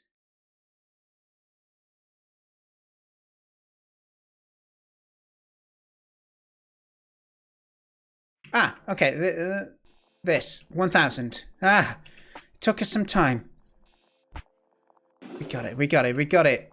Happy. All right, let's log in. Hacker man. I need a hood for this, don't I? Hot singles. Too bad this site's for hot, sexy, married. Oh, I like how there's different emails every time. Why aren't you answering your phone? Oh. black unisex balaclava. Yeah, it's cool as different ones. Okay, we got a new code. Okay, so bottom left, mid left, top left, mid, top right. Okay, cool. It's like an N. We got it. We got it. Go. Please don't be out here. Don't be out here. It's almost like the Slender Man feeling. No! I swear I was right.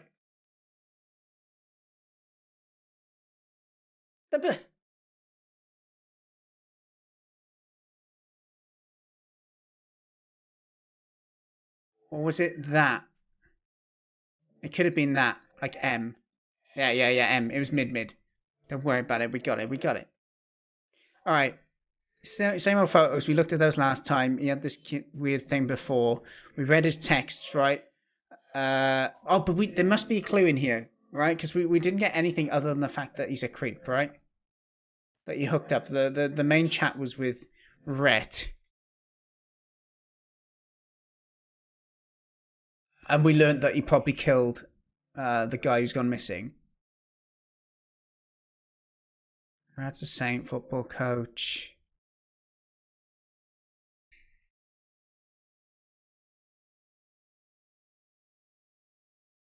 I feel like I'm missing something. On this phone. Like, could we get his thumbprint off of this as well for that? That would be great.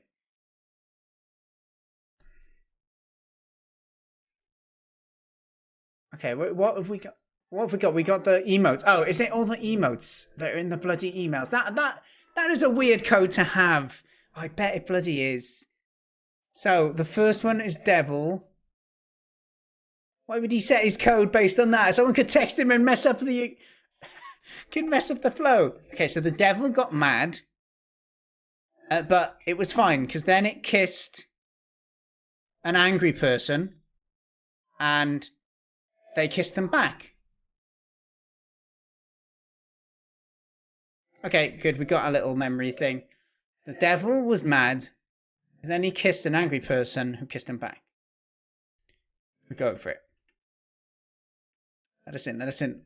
The devil was mad, and then he kissed an angry person who kissed him back. Oh, other way round?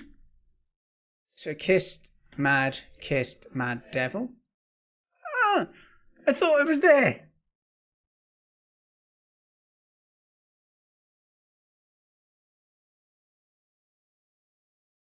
I can't just do the same thing over and over. Okay, so it might be based on the order in the text. Like the date sent. Okay. He's gonna just turn up behind me and I'm gonna jump and I'll make a little scream noise and Creative Steve will make another clip of me struggling with life.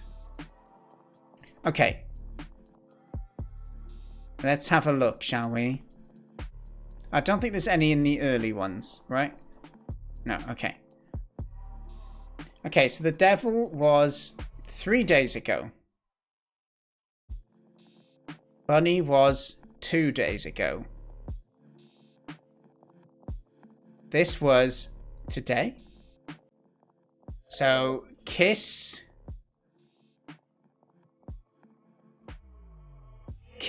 the angry devil.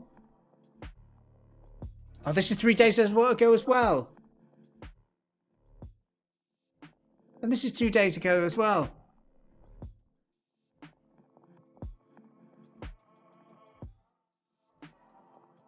Ah, Dan, who did he text?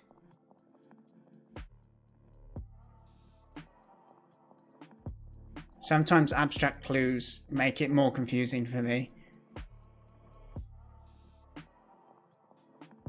What do they have in common, the people? Well, the people who are on his list.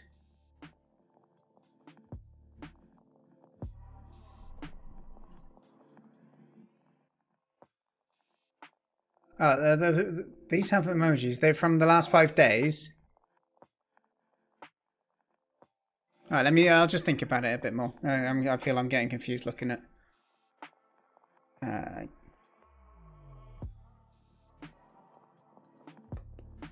This was 3 hours ago. It's hard to know that... And this was also 3 hours ago, see? Red and cold, they were both 3 hours ago. Then there's 2 days ago. You don't think the time matters, you think? Well, yeah, with the time being the same on 2 of them, it does make it a bit more difficult to tell. Okay, alphabetic in here. BC, it could be alphabetic, but...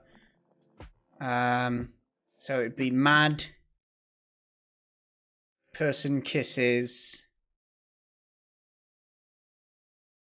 And kisses again. The devil. Which makes him mad. Mad, kiss, kiss, devil, mad.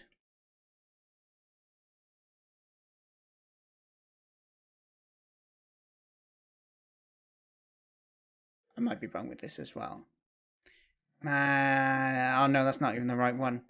Don't be behind me. I'm not ready for it. No, okay, I'm wrong with that. So we had these. There. You had one from Valentine, I know that much. But they weren't all from the rest of them didn't. Maybe Becky?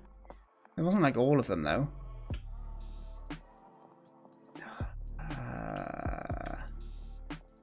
These are the ones he's killed. Weird. That girl looks just like me. Oh, that's me. Oh, I sent one with a heart as well. I forgot about that. Okay, I don't know who that one is though. That's the one that he had a picture with. That's me. And then there's a guy. Okay. Ah, yeah, that's a good point. Thank you. All right, that's cool. I'll think about it now. We did make that association before, right? So, purple, pink, blonde, grey. Purple, pink, Nina, Mika, Bunny. Nina, Mika, Bunny. Rhett, Cole. Nina, Mika, Bunny, Rhett, Cole.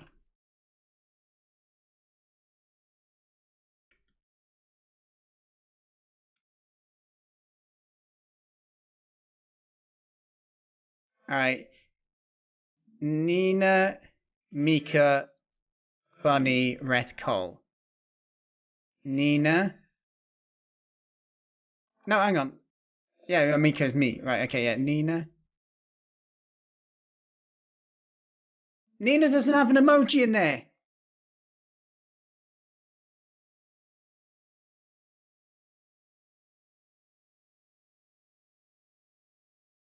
I guess there's a sad face in there. Okay, sad. It wasn't Nina in the bloody picture. Okay, that's fine. Well, we can do the others. Nina, Mika was number 2, and we'll work out. So, kiss. Oh, there's a different text. I bet you have soft lips. Okay. 2 would be kiss. So something kiss.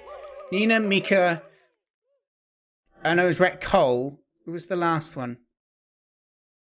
Bunny. Kiss. Something kiss mad. Kiss.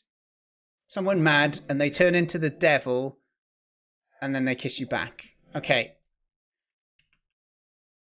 Oh, what was the last emote that we don't know? Mad again. Maybe mad again. I think that's the... Kiss someone mad, they turn into the devil and kiss you back.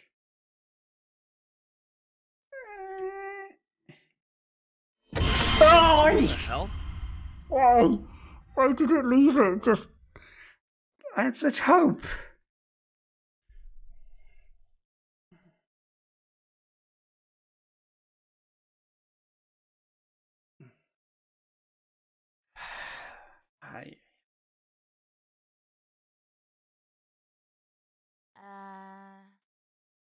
Are you going to explain, or should I call the cops?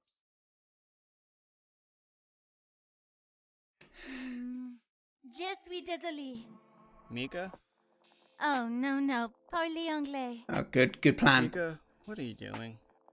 No, je n'ai pas Mika. Je suis, Marie? Marie from housekeeping. Okay, not only is your French terrible, but that's kind of culturally insensitive. Assuming she's a housekeeper. Wow. I come back later. Forgive you, fresh towel. Right. At least he didn't call the cops. What? Dear Diary, it's been a week since I let myself into Elliot's room. He caught me, but I don't think he told anyone. He knows who I am now, but not in the way I wanted. He keeps giving me weird looks at school. Maybe I'll write him a letter to explain everything. That should do the trick. And then I'll go and get Signing it again. Mika. Oh. Oh. I don't think I won it. Is that me in his room now, is it? It's cool now there's a different ending, by the way. Okay, we've now got, we're gonna do it. We'll do another giveaway because I plan to stop, but I feel we need to finish this. I feel we've been on this together, so let me just go ahead and archive this draw. We'll do a new one. And there's a new hashtag for this one.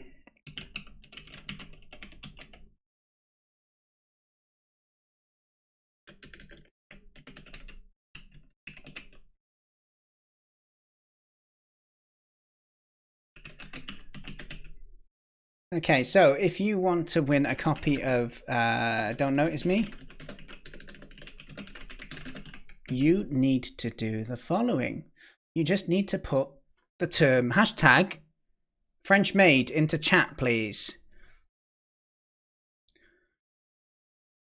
I missed you. Oh, for the key. Yeah, bro. That. Do you mean like in Whisper on Twitch? You mean, Creator Steve? So hashtag French made if you're interested in winning a copy of the game. Thanks again for Lana for giving us some copies of the game to give away.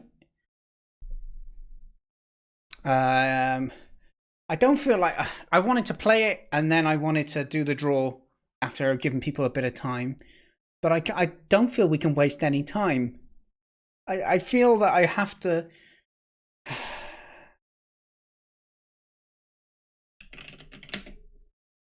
I feel we have to write notes, which is making me sad, but we need to finish it.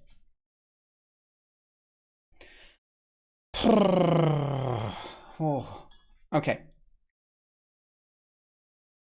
Accepted. It's not. I don't feel there's the note taking that was my failure, though.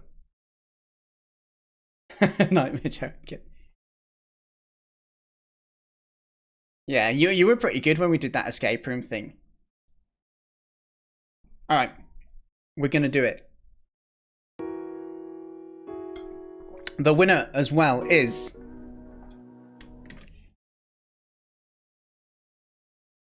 no more entries. And give me a whisper on Twitch. Nightmare Joker, congratulations. You can play it and try and find the little French maid outfit ending. There you go. Congratulations. Give me a whisper on Twitch so I can respond to you with a key. Thank you, thank you. Alrighty. Right, let's do this. Note taken. 2000 is the heart. Okay, let's find the heart quickly. Pow. Okay. Any other clues on the wall? Yes, toast is 3636. Toast. 3. I wonder if it's time based. I hope it is because I can get more time at the end. But I got a feeling it's not. It just wants to make you sad. His password is going to be best swimmer. No, it's not. That must be a clue for something though. Best swimmer of. Oh, we can't pick it up. Can we? Does it just open and close it? What if I go by here? No. Okay, we're gonna. What year is it? That's what I'm trying to find. 2015, because that might be the question we get. Okay, any blood stains here? Death? No. No. They're not quite alphabetical order. It's a strange list. He's got all of his Let's just try 2015. Oh no, it's what's in the diary normally that is his password actually, isn't it? Okay, still has a dead fish, of course he does. Let's go out. Let's find the one with his initials on it. Pineapples.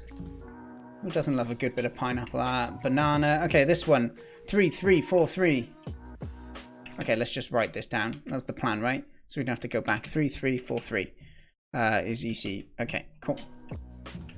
And then the bloodstained one is 4273.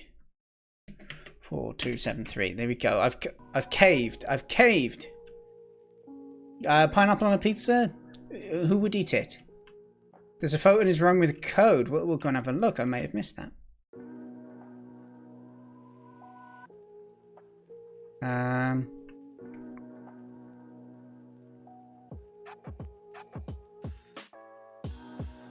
Skateboards are cool.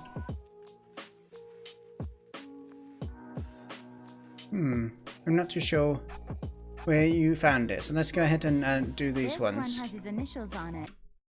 Hacker man. Must have personal info inside. Open up. Okay.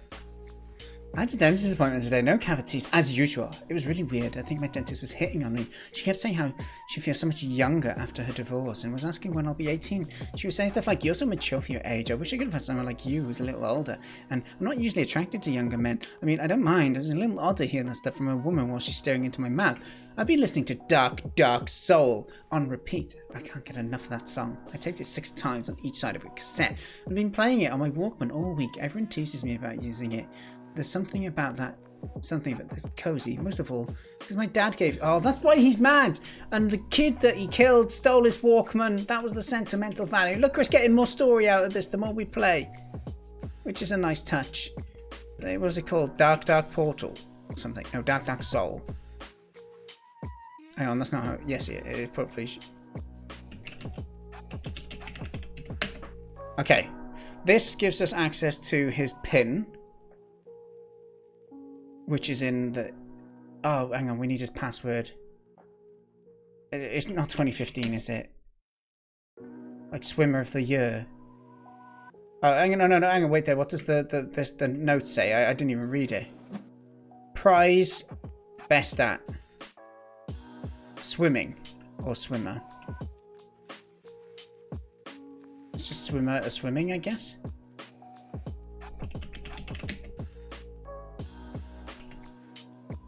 Swimming. Okay, we're in. Sup, can you send me the picture we took at Kathy's place? Okay, cool. We want to go to what Rhett sent you. Alright, left.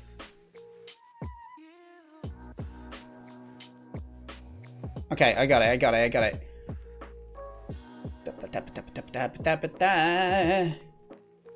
I'm not going to write that out in Notepad, I'm afraid. I will... Oh, it's the phone! The phone's in a new spot! I'm not ready for this! I'm gonna forget the code! No!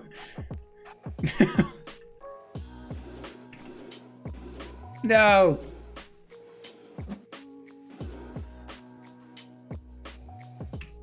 Phone!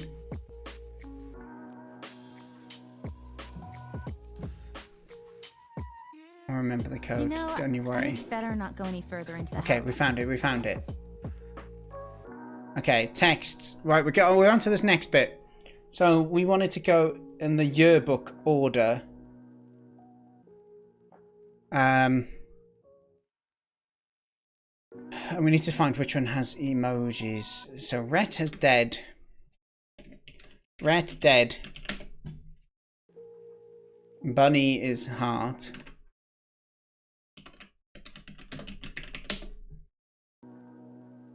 Cole is devil.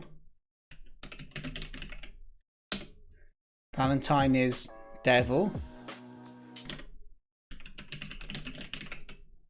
Mika is dead. I would die for you. Okay, we think they're the ones we will need. Let's go. Okay.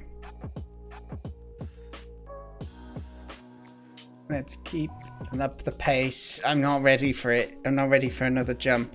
Oh, we need the order first. So, same order. Okay, so we looked at the yearbook. Oh, did I? I didn't even put the bloody thing. Did I not find the bloody one yet? Someone said to the left of the door.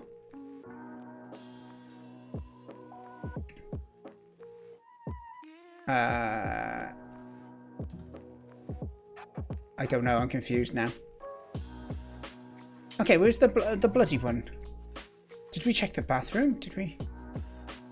I don't know. I felt like I've been. Okay, I guess I haven't. We need to find this yearbook, right? Okay, where is? It's normally quite obvious, right? There's blood marks on it. Thing in there. Elastic band. Must be from a life hack video. That one. It's not that. Did I write the blood one? Oh, this one. I did. Thank you. Thank you, Amy. I did. I didn't write what it was because it was obvious because it was the only one left. Thank you. 4273. Even with a notepad, I'm struggling. Okay. Right. So. Purple. Oh, it's Billy. So we go Billy, Mika, Bunny. Billy, Mika, Bunny. Rhett Cole. Right. Bunny.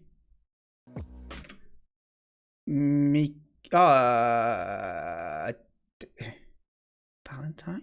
Is that the name of the blonde one? I might have got that right. Okay. Dead. Mika, then Valentine was devil. Then Rhett is dead. Then Cole is devil. Let me in. Oh, for flip's sake! Okay, okay. Did I do... Was there... Oh, yeah, this is Skull. Dead. It was the wrong dead. Thank you. Left was Bunny. Bunny was Heart. Then it was me. Then it was the other Valentine Devil. Then it was so Dead Devil.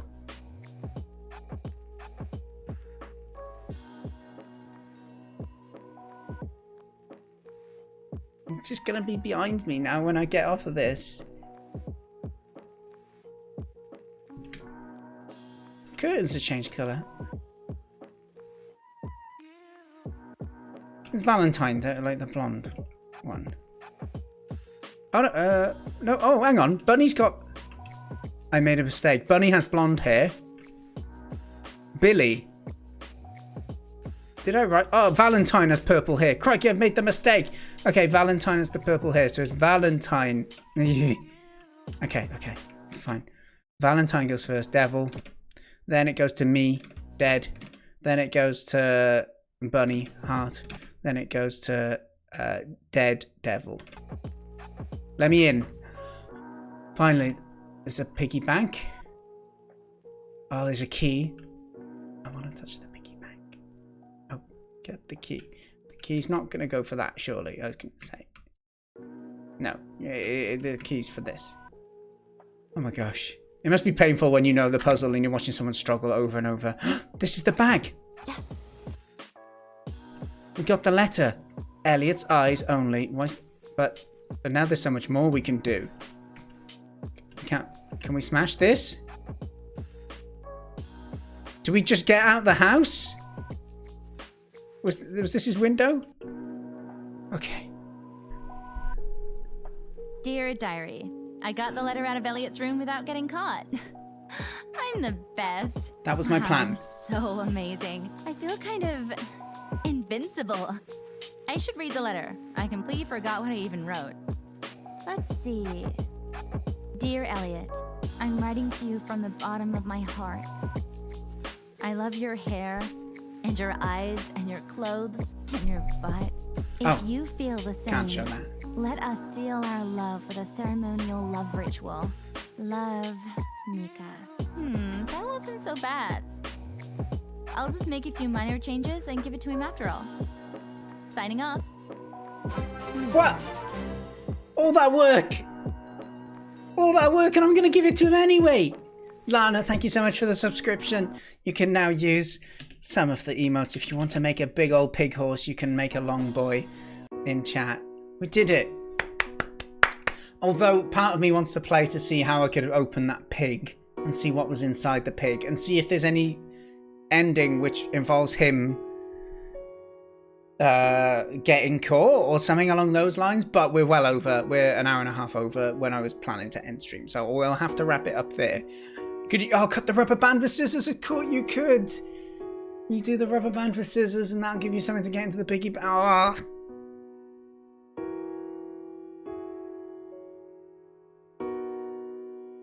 Okay, now I wanna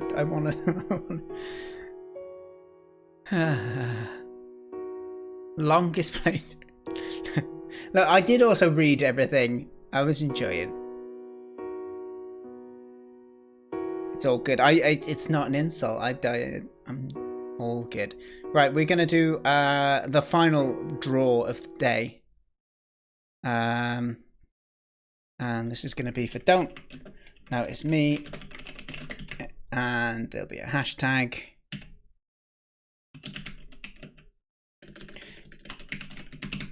And yeah, if you want to win the game, the code is hashtag thanks Lana. So thank you Lana for being an interviewee on the stream earlier. We had a good chat for around an hour, which was great. Lots of cool topics covered. If you're interested in listening, you can listen to the VOD, and I will, with Lana's permission, I might be chucking them up on YouTube or something along those lines anyway.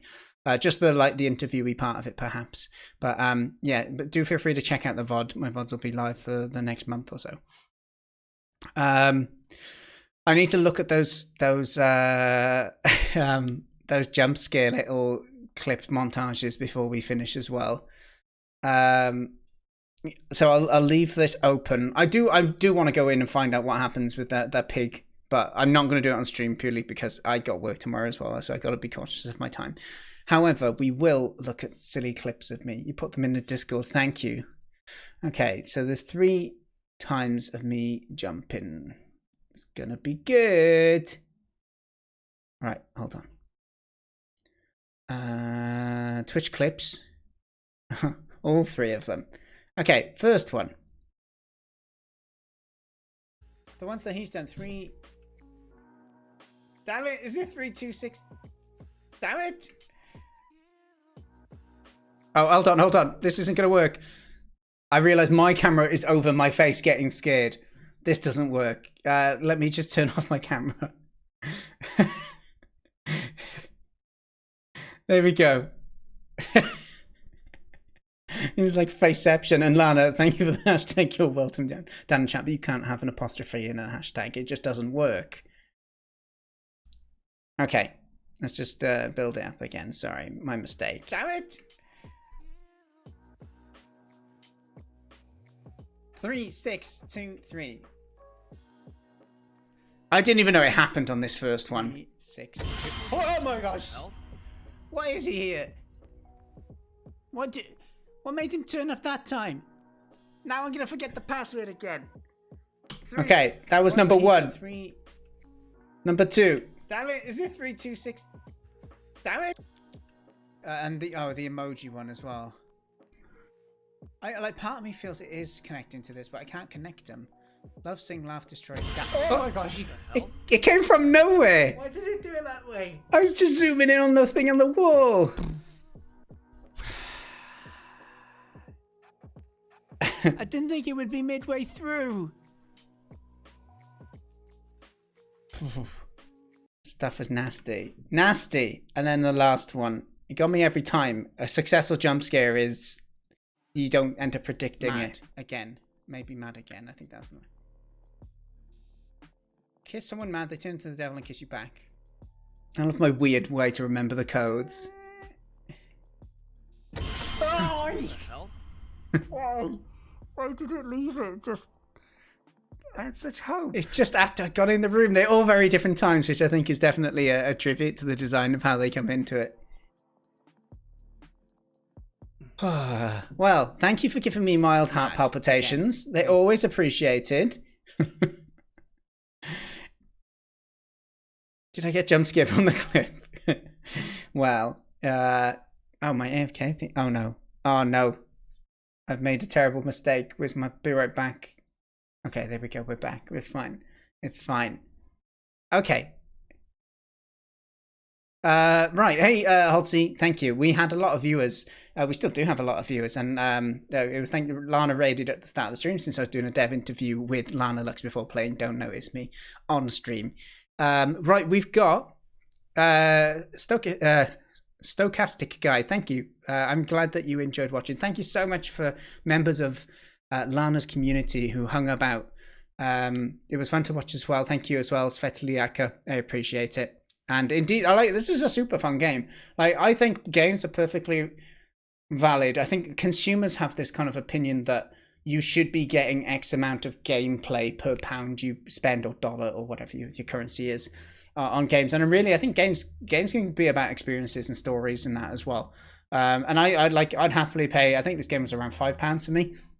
He's given me a fun couple of hours, and even more fun that I got to share with more people as well. So, like, it's happily worth the money for me. And I think it's important that we do not focus on.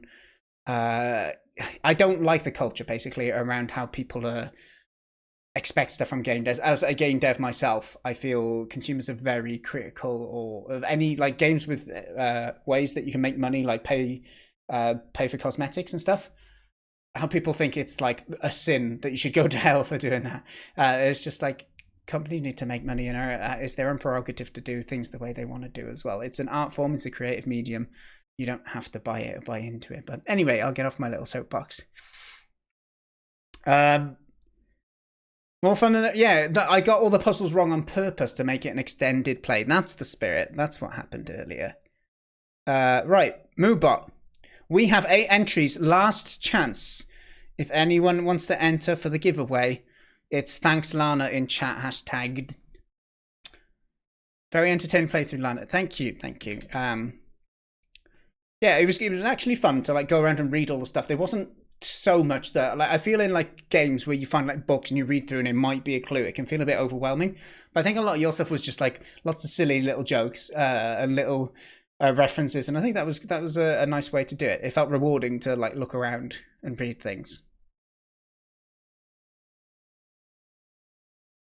Yeah, that's true, Svetliaka. But if you do it like I guess loot boxes are a different category, but that's more the random nature of them. But anyway, this is a debate for another day, I feel. So let's draw the last winner. The last winner is. Congratulations, the Artifacts, for winning the final giveaway for Don't Notice Me. If you can give me a message on Discord or Twitch Whispers, I will make sure I get a code to you after stream. Congratulations. And maybe you people can find out what is in that bloody piggy bank that I'm now so curious about. But it's been a wonderful stream, ladies and gentlemen, boys and girls, children of all ages. I very much appreciated your company. As I said at the start of the stream, I do this every 2 weeks. I've got a list of game devs that I am arranging dates with at the moment. Let me just show you roughly what I mean. So we have, we've done Krasenstein and James and Lana Lux now. We're waiting for Windybeard to kind of calm down a bit. He's released the game and he's moving house at the same time. It's all been a bit stressful. But we're going to be checking out Anderson Kev's game. We're going to be playing First Crimson's game, Kindred's game, Top Bradge, anyone who used to know, he used to stream on Twitch as well. We may be checking out Tim's at some points. There's a couple of others as well that have got back to me. But I need to confirm dates in that. So, yeah. And Irish John, I don't know if you're still lingering in the chat, but I know you haven't released your game yet. So that's why I haven't reached out to you yet. But anyways, okay. We do this every 2 weeks, and then the weeks in between we do feedback. So if you're making a game and you want some feedback, you can add it to this list and I will play it for a half hour or so, and we will give it a critique as we play it and share our view as a new player to it. Anyways, okay, so let's go ahead and find someone to raid, shall we? If you want to raid with me, there's a raid command there that you can copy and paste. Let me just go to Twitch and see who is online that we can go and say hi to. That autoplay on Twitch.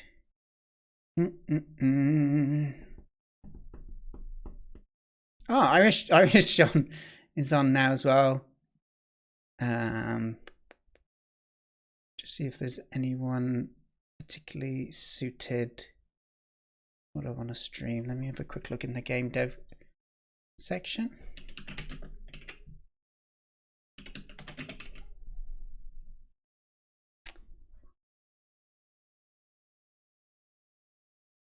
Sorry for the silence while I stare at a screen of people streaming.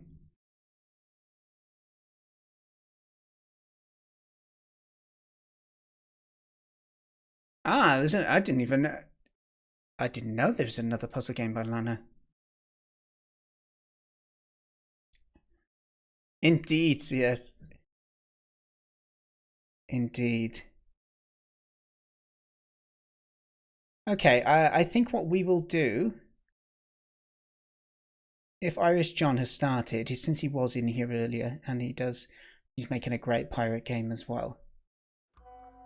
Just see if he's at the computer, and if so, we'll go and see Irish John games. He's a nice guy. So let me just get this raid command ready. He made me speak Welsh earlier as well.